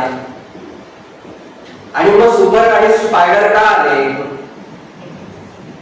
नाही का? मग हा दोष कोणाचा आहे? हे आपण असे आहोत. हे बदलायचंय, हे चित्र बदलायचंय. भारतीय ज्ञान परंपरा IKS इंडियन नॉलेज सिस्टम हा जो काही भाग आलाय ना तो याच्यासाठी आहे. आमचा आत्मभान आम्हाला जागृत करायचंय. आम्ही कोण आहोत, आपली ओळख काय आहे हे आम्ही समजून घ्यायचंय आणि पुढच्यांना समजून द्यायचंय. ते नाही समजलं तर काही उपयोग नाहीये. मग 47 ला आम्ही नुसतेच स्वतंत्र झालो, पण अजूनही आम्ही वैचारिक पारतंत्र्यात आहोत असं म्हणावं लागेल. हे होऊ नये म्हणून प्रयत्न करायचा. विदुराने आणखी पुढच्या श्लोकामध्ये सांगितलं, हे काही ठिकाणी सुभाषित आलेलं पण आहे. सुखार्थी न कुतो विद्या नास्ति विद्यार्थी न सुखम, सुखार्थी वा त्यजेत विद्या विद्यार्थी वा त्यजेत सुखम. ज्याला ज्ञान पाहिजे ना त्याने सुखाची अपेक्षा ठेवू नये, आणि ज्याला सुख पाहिजे त्याने ज्ञानाची अपेक्षा ठेवू नये. खरंच आहे, खरंच आहे. बघा ना, पंडित भीमसेन जोशी असतील, अल्लाह खान साहेब असतील, सगळ्यांची चरित्र पहा. काय तपश्चर्या केले या लोकांनी, त्यांची चरित्र वाचताना लक्षात येतात. उस्ताद अल्लाह खान साहेब जेव्हा तबला वाजवायला बसायचे त्यावेळेला तो त्यांनी जो काही ठरवलेला पीस आहे तो पूर्ण बरोबर झाला की वाटीतला एक हरभरा काढून बाजूला ठेवायचा, आणि असं प्रत्येक बरोबर झालं की एक एक हरभरा काढायचा आणि ती वाटी रिकामी करायची आणि पुन्हा परत बरोबर म्हणून ती वाटी भरायची. म्हणजे किती वेळा रियाज होत असेल? पंडितजी रियाजाला बसायचे भीमसेनजी, त्या वेळेला ते म्हणे पट्टीमध्ये तेल भरून ती पट्टी लावून बसायचे आणि तेल संपून पट्टी शांत झाली की रियाज थांबवायचे. जेव्हा एवढं सगळं केलं ना तेव्हा ते तयार झाले हो खऱ्या अर्थाने. तरी किती विनम्रता होती. तिरकवा साहेबांची कथा आहे, फार सुंदर कथा आहे की एका मैफिलीमध्ये 80 वगैरे वय होतं त्यांचा, अप्रतिम त्रिताल वाजवलं. लोक वेळी झाली आणि स्तुती केली. तेव्हा तिरकवा साहेबांचा उद्गार असा आहे, अभी तो मुझे त्रिताल का अंदाज आ रहा है. 80व्या वर्षी त्रिताल का अंदाज. आज गाण्याच्या क्लासला घातलं की तिसऱ्या महिन्याला विचारतात आता स्पर्धेला कधी पाठवू आणि स्टेज परफॉर्मन्स कधी करायचा. नाही, याच्यासाठी अगदी प्रचलित भाषेतला शब्द घासावं लागतं. आणि ही मेहनत केल्याशिवाय जर आपण काही करायचा प्रयत्न केला तर त्याची एकच गोष्ट, एकच फलश्रुती होते. पु ल देशपांडे म्हणतात ती म्हणजे फजिती. ती म्हणजे फजिती. तप झाल्याशिवाय पत तयार होत नाही. तप झाल्याशिवाय पत तयार होत नाही, आणि तपाशिवाय पत मिळवायचा प्रयत्न केला तर जे होतं त्याला फक्त तत पप म्हणतात. बघा, खरं आहे की नाही? बघ, त्याला अभ्यास आणि ते लागतच. मग त्याच्यासाठी सुख ठेवा बाजूला, ठेवा बाजूला. तो अभ्यास करा, त्याच्याकडे लक्ष द्या. अहो, लोकमान्यांनी गीता रहस्य लिहिलं एवढंच बघतो आपण. गीता रहस्य लिहिण्यापूर्वी लोकमान्यांनी गीतेचा किती वर्ष अभ्यास केला कधी बघितलंय? 1874 साली लोकमान्यांचे वडील आजारी असताना लोकमान्यांनी पहिल्यांदा वडिलांसाठी गीता वाचून टाकली. 1874. गीता रहस्य लिहिलं 1910. किती वर्ष झाली? 36 वर्षाचा अभ्यास आहे. 36. आणि मग लिहिलंय. मंडळात गेले, आता काय उद्योग नाही, चला आता गीतेवर. इतकं सोपं नाही होते. गीतेचा कर्ममार्गपर अर्थ लोकमान्यांनी पहिल्यांदा 1902 साली नागपूरच्या कॉलेजच्या विद्यार्थ्यांसमोर सांगितला. नंतर याच प्रकारचं एक व्याख्यान संकेश्वरच्या शंकराचार्यांसमोर 1904 किंवा 5 साली दिलं आणि प्रत्यक्ष लेखन 1910 साली झालं. म्हणजे किती वर्षाचं चिंतन आहे, किती अभ्यास आहे, बरं किती बारीक आहे त्याचं. डार्विनच्या थिअरी ऑफ इव्हॉल्युशनचा संदर्भ आहे गीता रहस्य आणि त्याच्या खाली फुटनोट आहे, त्या म्हणजे पुस्तकाच्या त्या पानाच्या खाली जे लिहिलेलं असतं ते कॉमेंट असतं त्याची ती नोट आहे. त्याच्यात लोकांनी काय म्हणतात की बऱ्याच वेळा इव्हॉल्युशनचा मराठी अनुवाद करताना उत्क्रांती हा शब्द लिहिला जातो, पण तो चुकीचा आहे. कारण संस्कृत मध्ये उत्क्रांती म्हणजे मरण, तेव्हा त्याचा गुणविकास असा अनुवाद व्हायला हवा. इथपर्यंत नाही कमाल. काय अभ्यास केला असेल लोकमान्यांनी, गीता रहस्य किती वाचलं असेल, मग त्याच्यासाठी त्याला किती सुखाचा त्याग करायला लागला असेल. एकदा त्यांच्याकडे काही लोक आली होती, नातेवाईक मंडळी वगैरे, दिवाळीचे दिवस होते, सगळ्यांचे गप्पा टप्पा वगैरे सगळं चाललं होतं, शांतपणे पुस्तक उघडून बसले होते. त्यांच्या एका नातेवाईकांनी सांगितलं, अहो बळवंतराव, आजच्या दिवस तरी पुस्तक बाजूला ठेवून आनंद घ्या ना, आजच्या दिवस तरी पुस्तक बाजूला ठेवून आनंद घ्या ना. त्यावरती लोकमान्य म्हणाले, तुम्हाला गप्पात आनंद आहे, तुम्हाला खाण्या पिण्यात आनंद आहे, तो तुम्ही घेताय, माझा आनंद ज्याच्यात आहे तो मी घेतोय. काय वाचत होते लोकमान्य तेव्हा? ऋग्वेद. बौद्धिक आनंद मिळवण्यासाठी ऋग्वेद वाचायचा. मग कादंबरी वाचतायत, विनोदी पुस्तक, ललित पुस्तक, ऋग्वेद आनंदासाठी. हे विद्यार्थी लोकमान्य आमच्या पुढे येतच नाही. विद्यार्थी देशात ते लोकमान्य आम्ही दोनच प्रकारे आणतो, एक संत शब्द 3 वेळा आणि शेंगा. बाकी आम्हाला लोकमान्य माहीतच नाही, आम्ही वाचतच नाही. अर्धासाची कथा मूळ बघा, आम्ही वाचतच नाही. आता वाचायचंच आहे. महाभारतातला विदुर तेव्हा सांगतो, सुख हवं असेल तर ज्ञानाचा एक लालसा सोडून द्या, आणि ज्ञान हवं असेल तर सुखाची अपेक्षा ठेवू नका. सुख विसरा म्हणजे ज्ञानाची प्राप्ती होईल. असे अनेक चांगल्या गोष्टी या विदुर नीतीमध्ये आलेल्या आहेत. कोणी काय कसं वागावं, ज्ञानाचे शत्रू कोण, या प्रकारे सुद्धा त्यांनी तिथे सांगितलंय. बघा, गुणांमध्ये दोष पाहणं हे मृत्यूच्या समान आहे. मी फक्त अनुवाद सांगतो. गुणामध्ये दोष पाहणं म्हणजे एखाद्याचा सद्गुण असतो तो, पण आपल्याला दिसताना मात्र तो दुर्गुणासारखा दिसतो. मग ते पाहणं शेवटी आपल्या दृष्टीवरती आहे.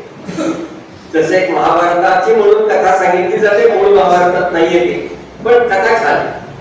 कथा काय आहे? एकदा भगवान श्रीकृष्णाने युधिष्ठिर आणि दुर्योधन दोघांना बोलावलं आणि सांगितलं, युधिष्ठिराला सांगितलं एक वाईट माणूस शोधून आण, आणि दुर्योधनाला सांगितलं एक सज्जन शोधून आण. दोघेही गेले आणि काही दिवसांनी दोघेही रिकामे परत आले. युधिष्ठिर म्हणतो जगात वाईट कोणीच नाही, आणि दुर्योधन म्हणतो जगात चांगला कोणीच नाही. आता हे कसं काय झालं? माणसं तीच आहे. मग जर वाईट कोणीच नसेल म्हणजे चांगलं सापडायला हवे, किंवा चांगला कोणीच नसेल तर वाईट सापडायला हवं. मग असं का नाही झालं? दृष्टी. तू पाहतोस कसा, तसं गुण पाहताना गुणांमध्ये दोष पाहणं, दोषदृष्टीने गुण पाहणं, विदुर म्हणतोय मृत्यूच्या समान आहे. कठोर बोलणं किंवा निंदा करणं हा लक्ष्मीचा वध केल्यासारखा आहे. आमच्या संतांनी ना बोलणं कसं असावं याच्यावर सुद्धा किती गोड सांगितलंय. सगळ्याच संतांनी सांगितलंय.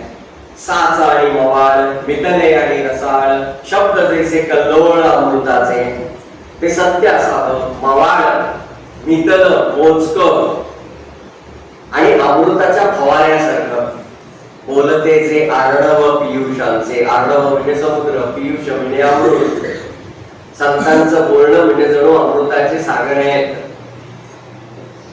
तुकाराम महाराज हरिदासाची व्याख्या करताना सांगतात, काय अंतरी निर्मळ वाचेचा रसाळ त्याचे गळा माळ असो नसो.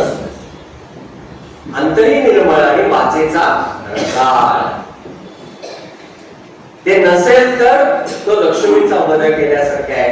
आणि तिसऱ्या गोष्टीत त्यांनी सांगितलं ऐकण्याच्या इच्छेचा अभाव किंवा सेवा करण्याचा अभाव, आत्मप्रशंसा आणि उतावीळपणा. बघा 4 गोष्टी सांगितल्या. ऐकण्याचा अभाव, सेवा करण्याची तयारी नसणं, उतावळेपणा आणि आत्मस्तुती, आत्मप्रशंसा हे गुण ज्ञानासाठी घातक आहेत. म्हणजे ज्ञान प्राप्ती हवी असेल ते दुर्गुण सोडून द्या. ऐकण्याची तयारी पाहिजे, ती नसेल तर ज्ञान मिळणार नाही का. आज आम्ही ऐकायलाच तयार नसतो. म्हणजे कानाचं ऐकणं सोडते तर पुढचं ऐकणं काय होणार. आपण ऐकतो पण ऐकत नाही ना. पहिलं ऐकणं सुद्धा झालं नाही तर काय होणार. सुनील दादा चिंचोळकरांनी एक छान गोष्ट सांगितली. आम्ही गप्पा मारताना एकदा मला म्हणाले, एकदा एका ठिकाणी प्रवचनाला गेलो, एक माणूस समोर बसला. साधारण वक्ता बोलताना असं नजर फिरवत असतो की लोकांचा प्रतिसाद काय आहे, लोक रिॲक्ट होत आहेत का नाही होत आहेत. आता रिॲक्शन दोन्ही प्रकारे असतात. आवडलं तर चेहरा बोलतो आणि आवडलं तर तोही बोलत असतो. आता आवडा तर तसं काही होतंय का, तर ते सगळं चाललं होतं. आणि एखादी छान काही झालं, वाक्य गेलं, एखादा चांगला मुद्दा मांडला गेला की वक्त्याची एक अपेक्षा असते की प्रतिसाद मिळेल. मग तसं कोणाकडे तरी पाहिलं आहे, मला आवडते का नाही आवडत. त्यामुळे मी तसं पाहत होतो आणि पहिल्या रांगेत एक ग्रस्त बसले होते. मी कितीही चांगलं बोललो आणि त्यांच्याकडे पाहिलं तरी ठोंब्यासारखे, काही रिॲक्शन नाही चेहऱ्यावर. आता त्यामुळे असं झालं म्हणाले की त्या 2 तासामध्ये मी सारखं त्यांच्याकडे बघायचो. ते आपल्या असेच संयोजकांच्या लक्षात आलं काय प्रकार चाललाय. सगळं झाल्यावरती त्या संयोजकांनी सांगितलं, दादा त्यांच्याकडे बघू नका, दोन्ही बाद आहेत. आता यांना उत्सुकता राहावे ना त्यांना. सुनील दादांना त्यांनी बोलावलं त्या गृहस्थाला आणि त्यांनी विचारलं, बाबा तुम्हाला दोन्ही कारणे ऐकू येत नाही, मग तुम्ही कशाला येता. त्यावरती त्या माणसाने उत्तर दिलं, साधारण ज्याला ऐकू येत नाही ना ते खणखणीत बोलतात जास्त, तसं त्याने खणखणीतपणाने उत्तर दिलं, मला ऐकू येत नसताना सुद्धा इथे काहीतरी ऐकायला जावं असं वाटण्याची उत्सुकता माझ्यात आहे. इतकं काही चांगलं इथे मिळणार आहे हे माझ्या घरच्यांना कळावं म्हणून मिळते.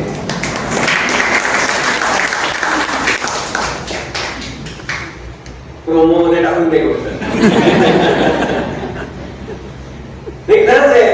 आज जर समाजाला आता बघा, आपण म्हणतो की नाही मैदान भरलं किंवा आमच्या चिपळूणला आम्ही जिथे करतो तिथलं हे भरलंय. मी आपलं एवढंच गणित करतो, आमच्या शहराची लोकसंख्या किती आणि त्या लोकसंख्येतलं किती % आमच्याकडे आलं. अजून खूप काम बाकी आहे, आपल्याला खूप काम बाकी आहे. त्यांच्यापर्यंत खूप जणांपर्यंत आपल्याला पोहोचण्याची गरज आहे आज. आणि त्याच्यासाठीचा हा कागर आहे. आजचा कालचा काय आणि आजचा काय हे सगळं त्याच्यासाठी येतो. लोकांना घ्यायचंय की अरे समजून घ्या. ही ऐकण्याची इच्छा विद्यार्थ्यांमध्ये असली पाहिजे. आज ती कमी झाली. मला माहिती आहे पटकन म्हणते, मला माहिती आहे, तुला नाही माहिती पूर्ण. मोठी छोटी कशाला, मोठी माणसं आहेत. मी जेव्हा काही ठिकाणी असं म्हणतो ना की मी आरत्यांवरती बोलेन, मराठी आरत्यांवर बोलण्यासारखं काय आहे. म्हटलं आता मी बोली राहते, मग आपण बोलू काय बोलण्यासारखं आहे वगैरे. पण ते सगळं झालं बोलून की आम्हाला हे माहीतच नव्हतं. मग आधी कशाला,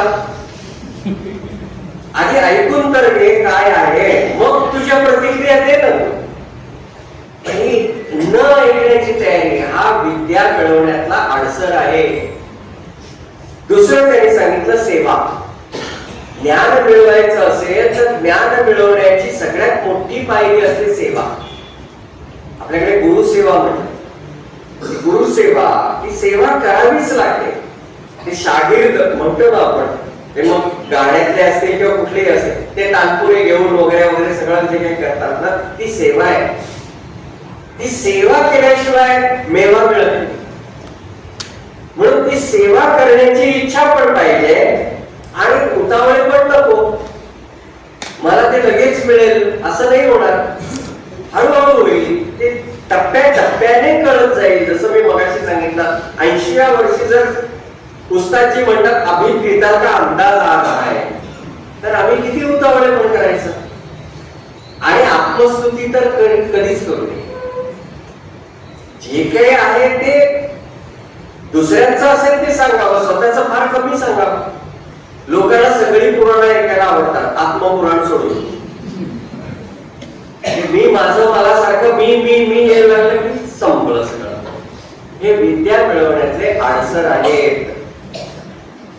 अशा प्रकारे हे विदुर नीतीचं प्रकरण आहे. 8 अध्याय आहेत एकूण, आणि ते खरोखरच सगळे मार्गदर्शक आहेत. सगळे मार्गदर्शक आहेत. त्याच्यात त्यांनी धृतराष्ट्राला सगळ्यात मोठं काय सांगितलं माहितीये का? धृतराष्ट्र लक्षात घे, पाप एकच करतो, त्या कर्माचा आनंद सगळेच घेतात, पण त्या पापाचं फळ त्या एकट्यालाच भोगावं लागतं.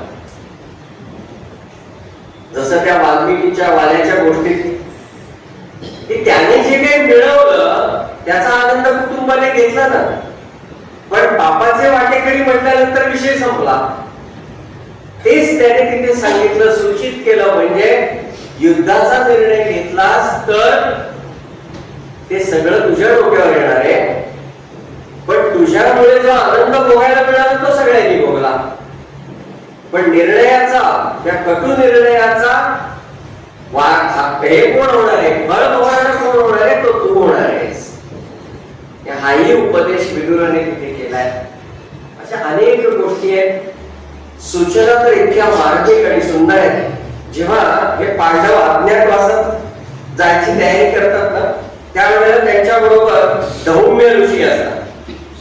आणि हे धौम्य ऋषी जे आहेत, ते धौम्य ऋषी पांडवांना काही सूचना करतात. कारण आतापर्यंत हे राजे आहेत आतापर्यंत, आणि आता त्याला नोकर म्हणून वागायचे. भूमिका सोपी नाहीये. मालक आहे आणि आता आपल्याला नोकर म्हणून जायचे, आणि प्रकट झालं नाही पाहिजे. मग त्याच्यासाठी कसा वागशील? किती मार्मिक सूचना आहे. द्वारपालाला भेटून परवानगी घेऊन राजाला भेटा. कुणावर विश्वास ठेवू नका.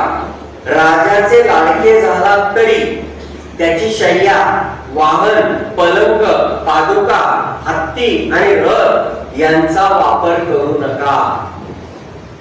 तुम्हाला सवय आहे रथात जायची, तुम्हाला सवय आहे हत्तीवर बसायची. तुम्ही राजे होतात, तुम्ही त्यांचे प्रिय झालात, म्हणून तुम्ही त्या जुन्या सवयीने, तो काय आपलाच आहे, बरोबरचेच होत नसे आम्ही अधिकाराने, पटकन जाऊन बसा आणि उघडे पडा. संशयास्पद ठिकाणी जाऊ नका. विचारल्याशिवाय राजाला उपदेश करू नका. नाहीतर मला पूर्वी हा प्रसंग झाला होता, मी तेव्हा असं वागलो होतो, त्यांनी विचारलं तर सांगा, नाहीतर अजिबात बोलू नका. मौन ठेवून राजाची सेवा करा. वेळ पाहून प्रशंसा करा. ज्यांचा राजा द्वेष करतो त्यांच्याशी मैत्री करू नका. पुढची सूचना तर फार सुंदर आहे, आणि ती खरं तर सगळ्यांनाच लागू आहे. सार्वजनिक ठिकाणी, म्हणजे सभा असते तिथे, विनाकारण हात, पाय आणि पोट हलवू नका. किती सुंदर आहे ते. कारण त्याने तुमच्याबद्दलचं मत काही वेगळं होऊ शकतं ना, आणि गैरसमज तयार करायला या सगळ्या गोष्टी अगदी छान असतात. बघा, कुणाबद्दल तरी बोलत असताना ना, आपण फक्त एवढंच म्हणायचं, त्याच्याबद्दल ना बोललो असतो, पण आता जाऊ दे. एवढं एकच वाक्य बोलायचं की समजायचं काढी टाकून झालेली आहे, आपलं काम चालू. काहीही बोललं नाही तरी ते एक वाक्य भरपूर काम करतं. बोललो असतो पण जाऊ दे. म्हणून हलके कानही नसावे, आणि असंही वागणं नसावं की ज्यामुळे आपल्याविषयी काहीतरी गैरसमज निर्माण होतील. हळू बोला आणि लाच देऊ नका. म्हणजे त्यावेळेला पण नाही का. आता काय कौटिल्याच्या अर्थशास्त्रात पण आहे की पैसे कसे कमवले जातात, त्याच्यामध्ये हा प्रकार सांगताना त्याने असं म्हटलंय, पाण्यामधला मासा पाणी कधी पितो कळतं का, तसा अधिकारावरची व्यक्ती पैसे कसे घेत कळत पण नाही. आणि पुढे कौटिल्य असे पैसे काढण्याचे 37 प्रकार सांगतो. याच्यावर मी व्याख्यान देणार नाही. मला सांगायचा गमतीचा भाग सोडा, पण म्हणजे किती आहे ना तेव्हापासूनच ते होतच, पण त्यांनी सांगितलं ते करू नका. किती सुंदर आहे बघा. असे अनेक उपदेश आहेत. लक्ष्मी आणि रुक्मिणी यांच्यामध्ये संवाद आला. लक्ष्मी आणि रुक्मिणी त्या दोघी एकमेकींच्यात बोलतायत आणि लक्ष्मी सांगते रुक्मिणीला, कर्तव्य दक्ष, उद्योगी, देवतार्चन करण्यात तत्पर, न संतापणारे, कृतज्ञ, इंद्रिय निग्रही अशा लोकांच्या ठाई माझा वास असतो. अनुशासन पर्वाच्या 11व्या अध्यायात हा संवाद आलाय.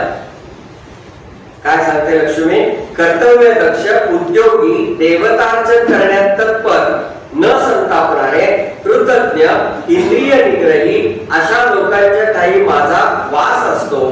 पण ज्यांची देवांवर श्रद्धा नाही, जे आळशी व कृतज्ञ आहेत, अशांच्या ठाई मी वास करीत नाही. आता मला सांगा, हे तरुणांपर्यंत पोहोचवायला पाहिजे का कुणापर्यंत? म्हणून हे ग्रंथ लवकरात लवकर वाचले गेले पाहिजेत कमी वयात, कारण ते आयुष्याला उपयोगी पडणार तत्वज्ञान देणारे ग्रंथ आहेत. एकदा सुभद्रा याच्याकडे गेली होती, पांडवांकडे गेली होती आणि तिची आणि द्रौपदीची चर्चा चालली होती. द्रौपदीला ती काय म्हणते की अगं द्रौपदी, तुला बरं आहे, तू कसं काय या 5 पतींना खुश ठेवलंस ग? हे एवढे तुला 5 पती मिळाले खरं, पण तू या सगळ्या सासरच्या लोकांना कसं काय खुश ठेवलंस? आणि त्यावरती ती द्रौपदी स्त्रीने सासरी कसं राहावं याच्यावरती बोलते. किती सुंदर आहे. सगळ्यांना जेवायला घालावं आणि मग आपण जेवावं असं ती सांगते. आणि महाभारतात हा संदर्भ येतो की घरातले ज्येष्ठ, अतिथी, विद्वान, ब्राह्मण वगैरे या सगळ्यांचं भोजन झाल्यावर द्रौपदी चौकशी करत असे, सगळ्यांची जेवण झाली का? आणि सगळ्यांची जेवण झाली असं तिला कळलं की मग ती जेवायला गेली. असे अनेक भाग ती सांगते. त्याच्यामधला एक महत्वाचा भाग ती काय सांगते? घरातल्या स्त्रीने घराच्या सगळ्या प्रकारच्या कारभारावर बारकाईने लक्ष ठेवावे. याचा अर्थ तेव्हाच्या स्त्रिया फक्त चूल आणि मुलीत रमत होत्या का? नाही का? सगळ्या कारभारावर. असं जेव्हा राजाची राणी म्हणते त्यावेळेला ती काय कोणत्या कोणत्या गोष्टींवर लक्ष ठेवत असेल? तो सगळा मी संवाद वाचून दाखवत नाही आता, फक्त मी मोगावर सांगितलं. तो मुद्दाहून असे संवाद जे महाभारतातले आहेत ना तेही पहा. जेवण कसं करावं त्याची उपदेश आहे. जेवताना बोलू नये महाभारत सांगतात. आणि जेवताना अन्नाची निंदा करू नये. आपल्या उपनिषदांनी सुद्धा सांगितलंय, अन्नम न निंद्यात् तद्व्रतम. अन्नाची निंदा करू नये हे व्रत आहे. आणखी नाही काय त्याची निंदा करू नये सांगितले, पण तो बिचारा नेहमीच शिव्या खातो. पर्जन्यम न निंद्यात् तद्व्रतम. पडला तरी शिव्या, नाही पडला तरी शिव्या. पण पर्जन्याची निंदा करू नये, पावसाची निंदा करू नये हे व्रत आहे असं उपनिषदाने सांगितले. अन्नाला नावं ठेवू नये हे उपनिषदकार सांगतात. श्यामची आई तेच सांगते आहे. श्यामची आई मध्ये कथा, ह्या संस्कारांच्या कथा आहेत. आणि त्या मुलांना आपल्या कृतीतून आणि आपल्या बोलण्यातून शिकवण्याची आज अत्यंतिक गरज आहे. अत्यंतिक गरज.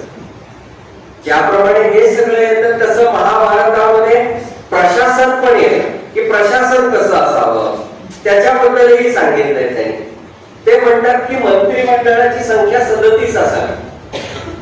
त्या 37 मध्ये कोण कोण असावेत तर 4 विद्वान सदाचारी ब्राह्मण असावेत, 8 क्षत्रिय असावेत, 21 वैश्य असावेत, 3 शूद्र असावेत, 1 पुराण वाङ्मयाचा ज्ञाता ज्याला सूत म्हटलंय तो असावा. राजाने निर्णय घेताना या 37 पैकी किमान 8 जणांची सल्ला मसलत करावी. एकट्याने निर्णय घेऊ नये. मग मंत्री पदाला लायक कोण त्याचे निकष दिले. त्याचे निकष आहेत. मंत्री कोण बनू शकतं. 6 गोष्टींचं ज्ञान पाहिजे त्याला. षडवर्ग ते म्हणतात की षडवर्गाचं ज्ञान पाहिजे. कोणतं. संधी. संधी म्हणजे तह करणे. तह कधी करावा, कसा करावा, कोणाशी करावा. विग्रह म्हणजे लढाई. यान म्हणजे चाल करून जाणं. आसन म्हणजे न लढता बंदोबस्ताच्या जागी राहणं. द्वैती भाव म्हणजे प्रसंग पाहून मैत्री करणं. आणि समाश्रय म्हणजे दुसऱ्याचा आश्रय घेणं. याचं परिपूर्ण ज्ञान असेल त्यालाच मंत्री करावं, बाकीच्यानं करू नये. किती बारकाईचा विचार आहे. बरे याच्यामध्ये आपण पाहिलं तर 21 वैश्य संख्या मोठी काय.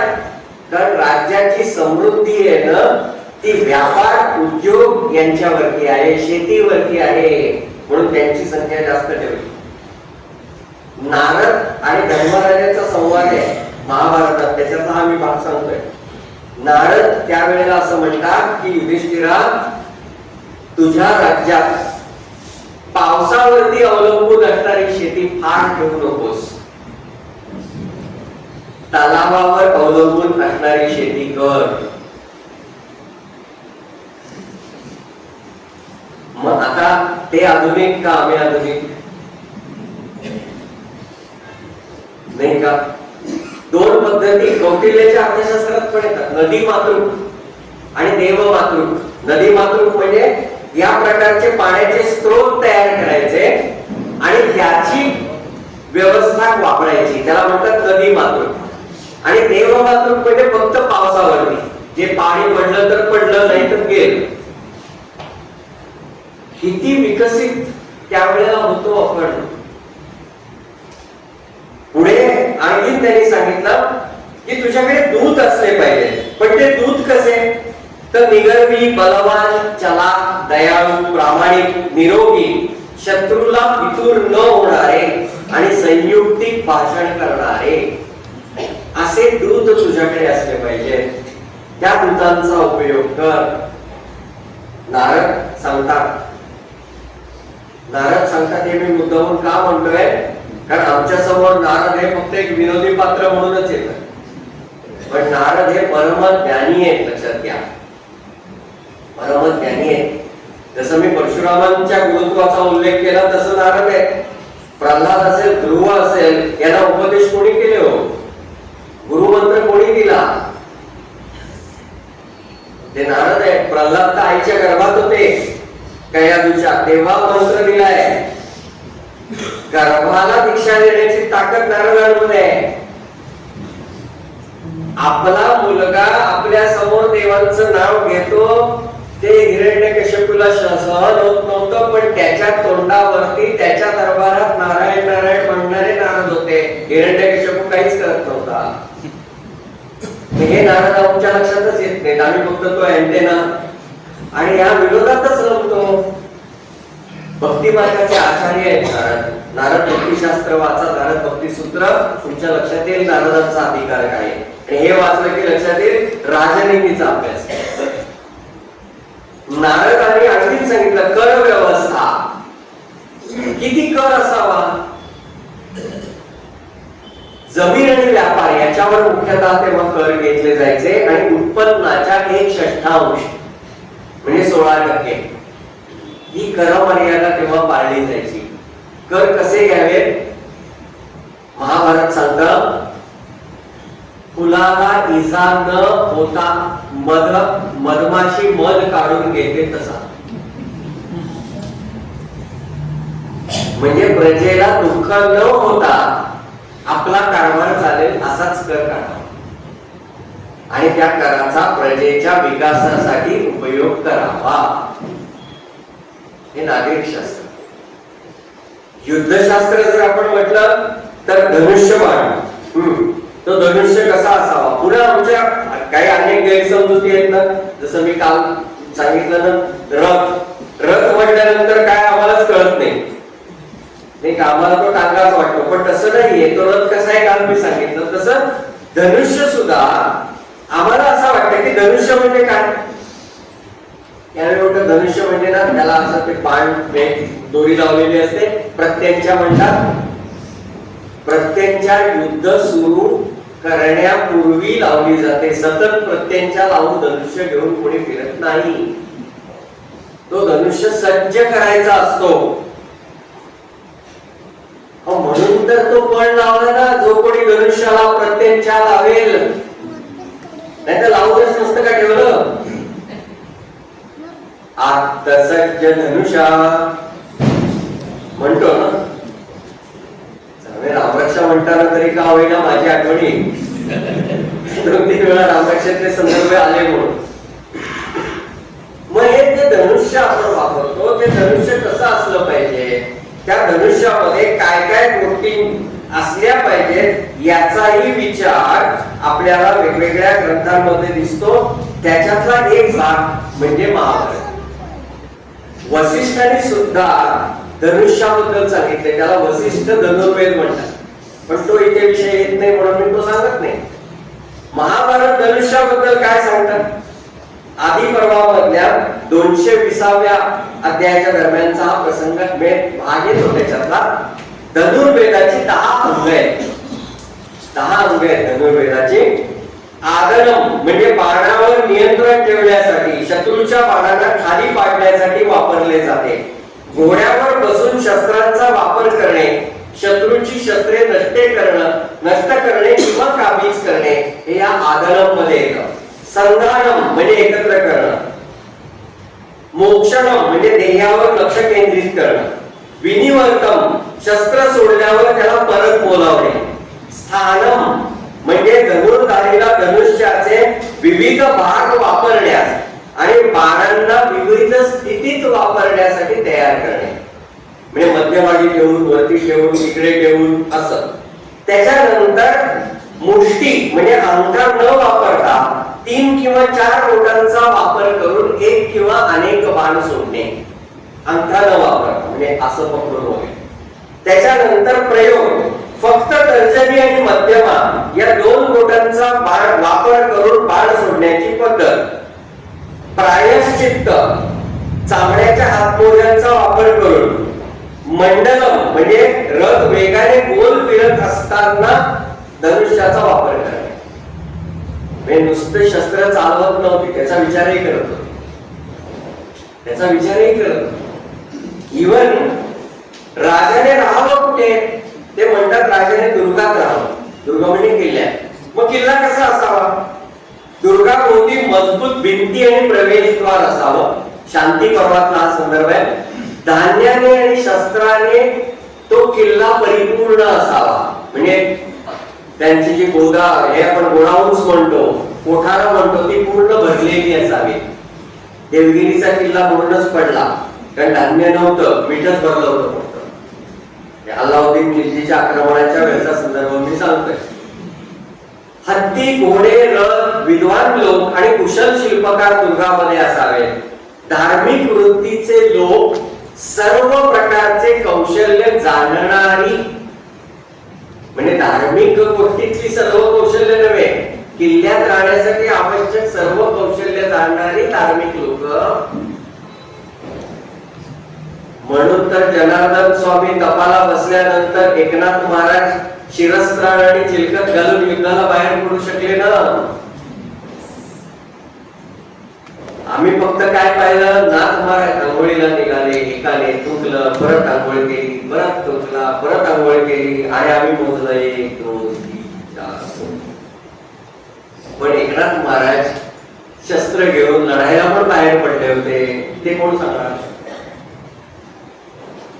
कारण ते आवश्यक कर्म होतं तिथे राहणाऱ्यांसाठी. विविध प्रकारच्या धान्य साठवण्याची परिपूर्ण कोठार असावी, व्यापार आणि वस्तूंच्या देवाणघेवाणीची ठिकाणं असावी, प्रशासनाला पाठिंबा देणाऱ्या लोकांसाठी स्वतंत्र निवास व्यवस्था असावी, प्रशिक्षित सैन्य, घोडे, हत्ती यांच्या छावण्याही असाव्यात. बघा, हे महाभारतातल्या किल्ल्यांचं वर्णन सांगतोय. आता हे वाचताना समोर शिवाजी महाराजांचं आज्ञापत्र काढायचं. रामचंद्र पंत अमात्यांनी जे हे केले ते, आणि त्याच्यामध्ये राज्याचे 7 ते दुर्ग म्हणून जे लिहिलंय ना ते कम्पेअर करायचं. म्हणजे लक्षात येईल आम्ही जे शिवचरित्रामध्ये ऐकतो ना, जिजाबाईंनी रामायण आणि महाभारताच्या कथा सांगितल्या, म्हणजे काय सांगितलं असेल, महाराजांनी रामायण महाभारतातलं काय शिकलं असेल, तेव्हा कळेल की अरे हा ही सूत्र तिथे पण वापरली आहे, नाही का? म्हणजे किती अभ्यास त्यावेळेला तो करून घेतला होता की जेणेकरून हे शिवकल्याणकारी राज्य निर्माण झालं. असे अनेक संवाद महाभारतामध्ये, अनेक. मुळात संवाद कसा असावा याच्यावर महाभारताची एक कथा फार अप्रतिम आहे, फार सुंदर कथा आहे. महाभारतामध्ये शांती पर्वामध्ये जनक आणि सुलभा यांच्यातल्या वादाची गोष्ट आहे. आता पुन्हा वाद म्हणजे भांडण नव्हे, वाद म्हणजे मी माझं मत मांडायचं, समोरच्याने ते मत फोडायचं, त्याचं मत मांडायचं, ज्याला खंडन मंडन म्हणतात. चर्चा.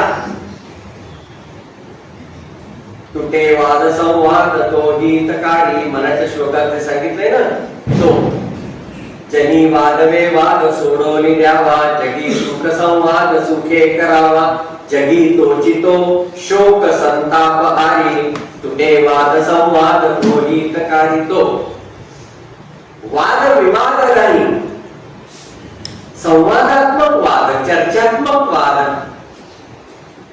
जनक आणि सुलभा. जनक हा राजा आहे, काल सांगितलेलं परत एकदा सांगतो. जनक, वसिष्ठ, व्यास या परंपरांचं प्रातिनिधिक नाव असतं.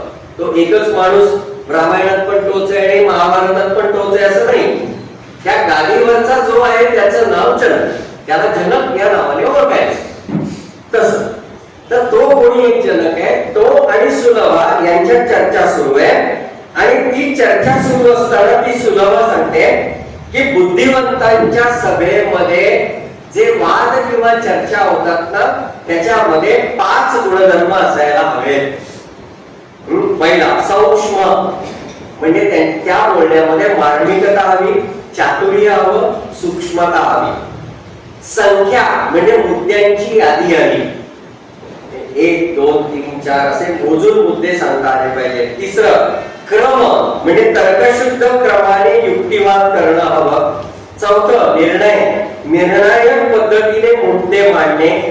आणि प्रयोजन म्हणजे वादविवाद किंवा चर्चेचं उद्दिष्ट काय आहे याच्याबद्दल स्पष्टता असली पाहिजे. म्हणजे मी आज हे बोलतोय याचं कारण काय हे क्लिअर पाहिजे.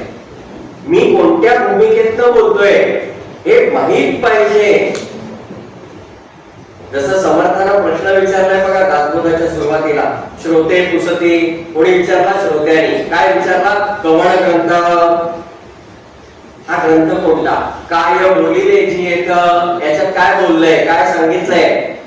आणि तिसरा श्रवण केल्याने प्राप्त काय आहे, ऐकल्यावर आम्हाला काय मिळेल. मग समर्थाने उत्तर दिलं ग्रंथानाम दासबोध, ग्रंथाचं नाव कवण ग्रंथ. उत्तर दासबोध. काय स्वरूप? गुरु शिष्यांचा संवाद. काय बोलिले जी येत, येथ बोलिला विशद भक्ती मार्ग. आम्हाला काय मिळेल? भक्तीचे नियोगे देव, निश्चय पावती मानव, ऐसा आहे अभिप्राव ये ग्रंथी. आहे की नाही भूमिका स्पष्ट? निकष पूर्ण पाळलेले दिसतात, म्हणून तो आहे संवाद. म्हणून तो संवाद मी का करतोय याचं भान ठेवून केलेलं आहे. पुढे ती असं म्हणते सुलभा की अभिव्यक्ती करताना काही दोष त्याच्यामध्ये अभिव्यक्ती म्हणजे आपलं मत मांडणे, ते मांडत असताना त्याच्यामध्ये काही दोष येतात. आता कोणते दोष बघा. पूर्वाक्षर संबद्धम म्हणजे कधी कधी ते शब्द बंबाळ होतं. शब्दांचा सुद्धा नीट वापर करता यायला लागतो, नाहीतर ते फारच किचकट होतं. कधी कधी ते विरोधी पण होतं. कधी कधी अवघड अक्षर आणि अवघड शब्द वापरून फक्त तो विद्वान आहे असा भास तयार होतो. हे तुम्ही जर आठवत असेल तर बघा, शिवाजीराव भोसलेंचं व्याख्यान आहे स्वामी विवेकानंदांवरती, आणि त्याच्यात त्यांनी शिकागोच्या धर्म परिषदेचं सांगताना म्हटलंय की ते कसं होतं. तिथे एक पोडियम होता, पोडियम वरती लाईट होता, लाईटचा प्रकाश कागदावर पडत होता, कागदाचा प्रकाश वक्त्यावर पडत होता, वक्त्याचा प्रकाश कुठेच पडत नव्हता. तशी ती शब्दबंबाळ लोकांची अवस्था होते. पण काही वेळेला ना ते जर प्रासादिक असेल, भगवंतांच्या कृपेचं असेल, तर ते अवघड अवघड अक्षर आणि शब्द सुद्धा अशा पद्धतीने इतक्या नजाकतीने गुंततात की त्याचा आनंद आहे. जर एखाद्या कवीला आपण सांगितलं क्ष हे अक्षर घे, क्ष, आणि तुझ्या कवितेतलं गुण, सोपं नाहीये. आधी कुठलंच अक्षर कवितेमध्ये पुन्हा पुन्हा आणणे हे अवघडच आहे. जो प्रयोग गदी मांडगुळकरांनी करून दाखवला होता आपल्या मित्राच्या फरमाईशीने, घननिळा लढीवाळा, तसं क्ष अक्षर घेऊन कविता अवघड आहे. पण समर्थन केलं की नाही मराठी श्लोकात. जया चक्षुने लक्षिता लक्षवेन भवा बक्षिता रक्षिता रक्षवेन क्षयातीत तो अक्षयी मोक्ष देतो दया रक्षतो साक्षीने पक्ष घेतो. किती वेळा क्ष आला की. असे प्रासादिक कविता करणारे रामदास तेव्हा होते, आताही आहे.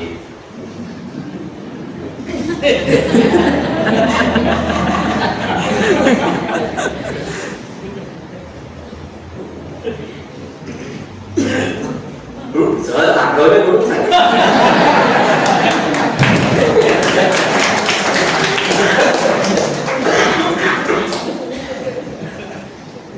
अहो कीर्तनकारांकडे ते वाद्यविद्या असतात जागा ठेवायला, आमच्याकडे एकच शस्त्र.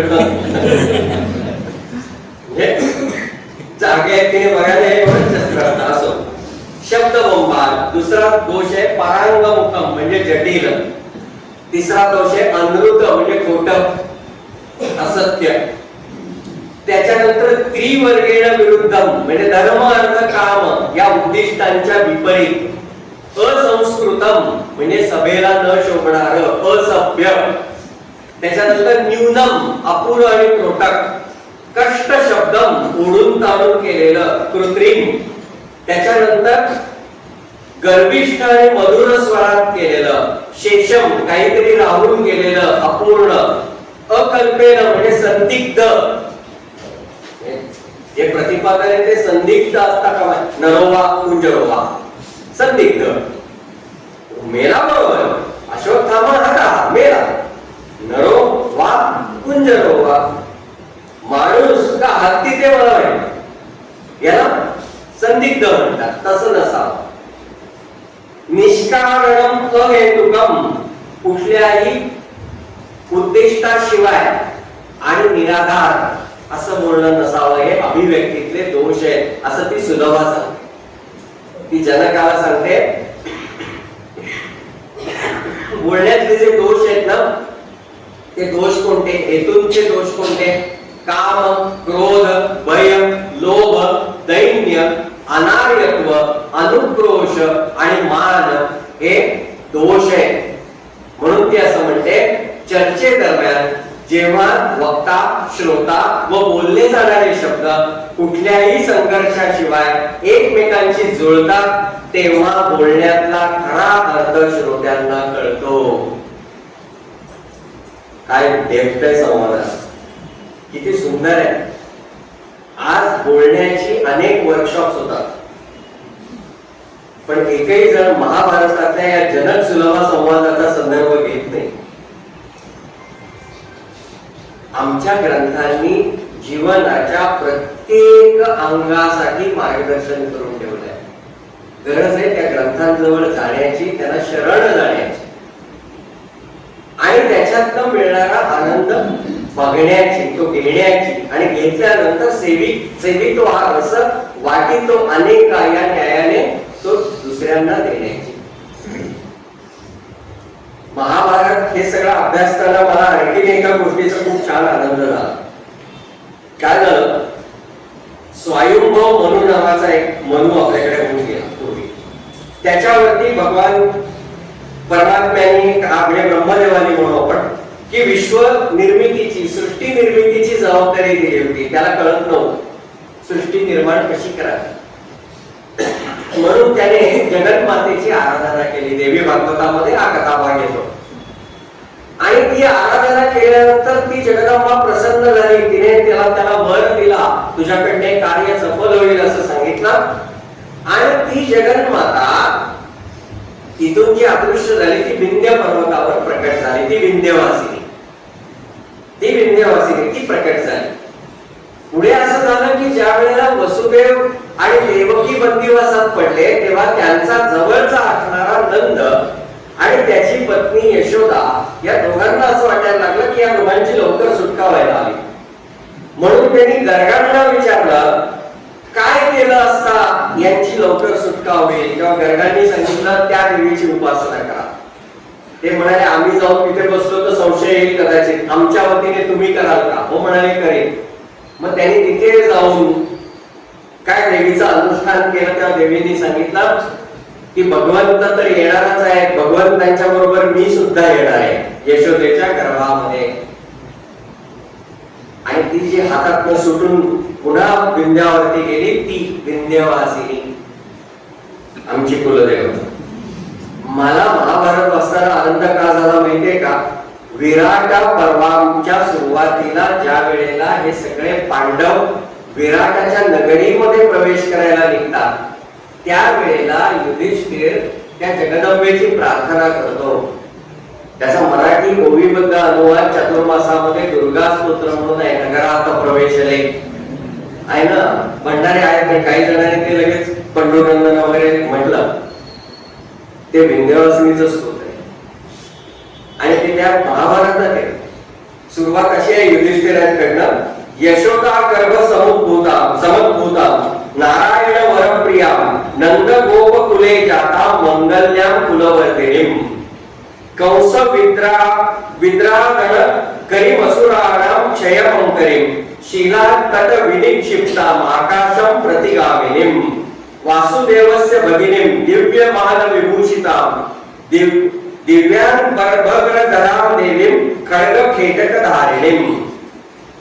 म्हणजे तिथे पुन्हा ती जी जगदंबा दुर्गा आहे ती कोण आहे? ती विंध्यवासिनी. युद्ध सुरू होताना भगवान श्रीकृष्ण अर्जुनाला सांगतात की तुला जर यश पाहिजे असेल तर तू देवीची स्तुती कर. आणि मग ती स्तुती करताना अर्जुनाने जी स्तुती केली त्या स्तुतीमध्ये सुद्धा अर्जुन काय म्हणतो त्यातला फक्त 2 श्लोक सांगतो मी. कात्यायनी महाभागे कराली विजये जये शिखिपिच्छ ध्वजधरे नाना भरण भूषिते. शिखिपिच्छ म्हणजे जिने आपल्या डोक्यावरती मोरपिसांचा मुकुट धारण केला आहे, मोरपीस धारण केला आहे. आता कृष्णांचीच बहीण ते करतात तेही करते. त्यांनाही मोरपीस आवडतं म्हणून तर सहस्रनामात त्याला शिखंडी म्हटलंय. शिखंडी म्हणजे मोरपीस धारण करणारे तेच ती करते इकडे. त्यांनाही बासरी आवडते आणि या जगदंबेलाही बासरी आवडते. विंध्यवासिनीचं प्रिय वाद्य बासरी. पुढच्या श्लोकामध्ये अट्टशूल प्रहरणे खड्ग खेटक धारिणी गोपेंद्रस्या मुझे ज्येष्ठे नंद गोप कुलोद्भवे. गोपेंद्र म्हणजे गोपांचा इंद्र म्हणजे श्रीकृष्ण. अनुज धाकटी बहीण. काय भगवंतांचा अवतार झाला ते तिकडून तिकडे आले आणि त्याच्यानंतर या बाई तिकडे गेल्या ना. त्यामुळे पहिला जन्म देवांचा आहे आणि नंतर यांचा आहे म्हणून ती अनुज आहे. गोपेंद्रस्य अनुजे. आणि ती कोण आहे? नंद गोप कुलोद्भवे. महाभारत वाचताना अनपेक्षितपणाने ही स्तोत्र माझ्या वाचनात आले आणि म्हटलं अरे हे आपल्या जवळच दिसतंय. कारण आपल्या जगदंबेची, आपल्या आदिमायेची, आपल्या कुलदेवतेची ही स्तुती आहे. तेही कळलं. आता जाता जाता प्रश्न कदाचित कोणीतरी विचारेल म्हणून आता त्याचं उत्तर देतो. म्हणजे अपूर्ण हा दोष शब्दाचा असला म्हणून तो राहू नये म्हणून उत्तर देतो. मग ही विंध्यवासिनी कोकणात का आली? परत प्रश्न नको, कारण ती चिपळूण जवळच आहे, चितळे पण इथेच आहेत. परत प्रश्न शक्यता आहे. ज्ञानेश्वर महात्म्य नावाचा जो ग्रंथ आहे त्याच्यामध्ये याचा संदर्भ मिळतो. विश्वनाथ कवी नावाच्या कवीने 400 वर्षापूर्वी केलेली ही रचना, संस्कृत काव्य आहे ते. त्याच्यामध्ये त्याने असं म्हटलं की जेव्हा हा अपरांताचा भाग तयार केला भगवान परशुरामाने श्रावण कृष्ण त्रयोदशीला संध्याकाळी, श्रावण कृष्ण त्रयोदशीला संध्याकाळी, आणि देवांनी सांगितलं या दिवशी दरवर्षी संध्याकाळी तुम्ही पूजा करा कोकण भूमीची, ही परशुरामांची आज्ञा आहे. ते तो भाग त्याच्यामध्ये येतो. तर त्यावेळेला परशुरामांनी जगदंबेची प्रार्थना केली की माझं आराध्य तर आहे, आता रामेश्वराची स्थापना झाली, ज्ञानेश्वर आहे, त्या रूपांमध्ये ते आहेत, तुम्ही कुठे आहात, तुम्ही माझ्याकडे या आणि नुसते नाही मुलांसह या. त्यावेळेला ती जगदंबा म्हणते मी विंध्यवासिनी रूपात येते आणि एकटी येत नाही, माझ्या मुलासकट येते कार्तिकीय गणेशासह. आणि मग कवी म्हणतो तेव्हापासून ती चित्तपोळणच्या जवळ एका गुहेमध्ये आहे.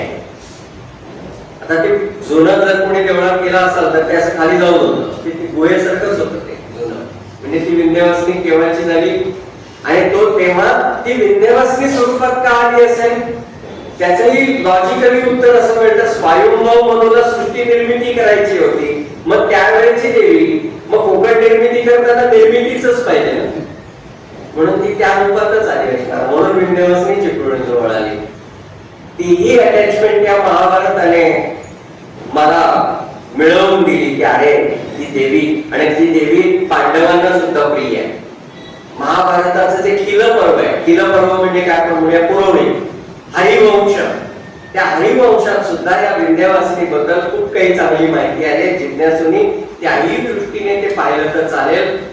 अनेक प्रकारे महाभारत पाहता येईल. जसं त्या द्रौपदीकडे थाळी होती, त्या थाळीमध्ये जे हवं ते मिळत असे, सूर्योदय ते सूर्यास्त. जे विज्ञानाचे अभ्यासक आहेत त्यांनी विचार करावा कशावरून ही सोलर नाही का, सूर्य थाळी, सूर्य चूल, सोलर कुकर, कशावरून त्याची काही पहिली निर्मिती नसेल. आता असेल नसेल हा तर्क आहे, आता तेव्हाच काही नाही, पण असेही काही विचार आपल्याला येऊ शकतात. दुर्गांचं मी एवढं सगळं सांगितलं, मग महाभारतातील दुर्ग कुठे आहेत का, त्याचे अवशेष आहेत का, शोधायला तर मिळू शकतं. शोधायचं म्हटलं, अभ्यास करायचा म्हटलं तर काय करता येतं त्याची फक्त एकच एक झलक फक्त सांगतो आणि थांबतो. पुण्याला एक डॉक्टर भावे म्हणून एक ग्रस्त होते, म्हणजे वैद्यकीय डॉक्टरच होते, पीएचडी विद्यावाचस्पती असं नाही, वैद्यकीय डॉक्टर होते. एसपी कॉलेजच्या जवळ त्यांचा दवाखाना वगैरे होता, पण संस्कृतचे जाणकार होते. त्यांनी रघुवंशही चांगला अभ्यास लावला आणि वाल्मिकी रामायणही अभ्यास लावला. त्यांच्या असं लक्षात आलं की दोन्हीकडे प्रभू रामांचं चरित्र आहे, पण दोन्हीकडच्या स्थलवर्णनात फरक आहे. जे वाल्मिकी वर्णन करतात ते वेगळं आहे आणि ते ठिकाण तेच आहे, पण कालिदासाचं वर्णन जरा वेगळं येत आहे. त्यांना कळेल आहे असं का होतं. त्यांनी विचार केला, नंतर ते अयोध्येपासून श्रीलंकेपर्यंत चालत गेले, रामांच्या चरित्रातली ठिकाणं पाहत पाहत. पुढे त्यांनी विचार केला, विमान उडवायला शिकले, स्वतःच विमान विकत घेतलं आणि अयोध्या ते श्रीलंका उड्डाण करून फोटो काढले, एरियल फोटोग्राफी तेव्हा केली. आणि मग ते सगळं करून त्याच्यावरती आपला संशोधनपर ग्रंथ तयार केला. श्रीरामांच्या पदस्पर्शावरून पुष्पक विमान पुन्हा उडाले, असं त्या एका पुस्तकाचं नाव आहे, एवढं मोठं आहे. आणि त्याचा निष्कर्ष त्यांनी असा काढलाय की वाल्मिकी आणि कालिदास दोघांनी केलेली वर्णनं एकाच ठिकाणांची आहेत, फक्त वाल्मिकी चालत गेले आणि कालिदास हवेत नाही गेलाय. अभ्यास करायचा म्हटला तर एखादा माणूस कुठपर्यंत जाऊ शकतो. तेव्हा शेवटी आपण एकच लक्षात ठेवूया, केल्याने होत आहे. केलं तर नक्की सगळं होणार आहे, पण आधी केल्याची पाहिजे. तेवढाच आग्रह मी आपल्या सगळ्यांच्या करतो. इच्छा मी व्यक्त केली हे सगळं बरोबर आहे, पण शेवटी ती इच्छा पुरवणारे हे जास्त महत्वाचे असतात. त्यामुळे या सर्व संयोजकांप्रती कृतज्ञता व्यक्त करतो. तुम्ही सगळे श्रोते इथे आलात त्याबद्दल आपल्याविषयी सुद्धा अगदी मनापासून कृतज्ञता व्यक्त करतो. आज माझ्या एका पुस्तकाचं प्रकाशन शिरगावला झालं, ओळख पुराणांची. शिरगावला बापू जोशी, हेमंत जोशी सरांच्या घरी 10 वर्ष गंगा कशाराच्या निमित्ताने काही प्रवचन सेवा झाल्या. त्यावेळेला पुराणांचे काही संदर्भ येत गेले. मग सरांचं म्हणणं होतं की मुलांसाठी म्हणून जर असं काही आपल्याला तयार करता आलं की पुराणात काय आहे त्याची काही थोडी थोडी माहिती ओळख म्हणून अशी करता आली, तर त्यांच्या त्या आग्रहातून हे पुस्तक तयार झालंय. सरांकडे ते विक्रीला उपलब्ध आहेत. माझ्याकडे आता काही कॉपीज उपलब्ध आहेत. माझे मित्र मागे आहेत, किशोर फडके, अर्षद चितळे, प्रकाश भिडे, ते तिथे आहेत, त्यांच्याकडे असतील. जर आपल्याला हवं असेल तर आपण घेऊ शकता आणि त्याच्यात काही सुधारणा हव्या असतील तर जरूर कळवा. पुन्हा एकदा झालेली सर्व सेवा भगवती शारदेच्या चरणी अर्पण करतो. तुम्हा सगळ्यांना मनापासून आग्रह करतो, त्याच्यासाठी तुम्हा सगळ्यांना मनापासून एक आग्रह करतो की ही 2 दिवसाची व्याख्यानमाला म्हणजे सगळं महाभारत नाही. महाभारताची उत्सुकता चालवणारा एक उपक्रम म्हणून ही व्याख्यानमाला जी आता संपन्न होते. आपल्याला यायचंय ते आभरेवांच्या कीर्तनांना यायचंय की जी कीर्तनं आपल्या इथल्या प्रमोद महाजन मैदानावरती होणार आहेत आणि 5 तारखेपासून 6 तारखेपासून ते 11 तारखेपर्यंत अशी 6 दिवस ती सगळी कीर्तन मला होणार आहे की ज्याच्यामध्ये महाभारतातले अनेक पैलू पुन्हा आपल्या समोर उलगडले जाणार आहेत. तेव्हा आता ज्या संख्येने आला त्याच्यावर किमान एक पूज्य वाढेल अशी आपण सगळ्यांनी जबाबदारी घेऊया. जर आता 300 असतील तर किमान आणखी एक पूज्य जोरात चालते वाढेल. आणि तेवढी संख्या जमते की नाही हे पाहायला त्या दिवसांमध्ये मी पुन्हा येईल. धन्यवाद.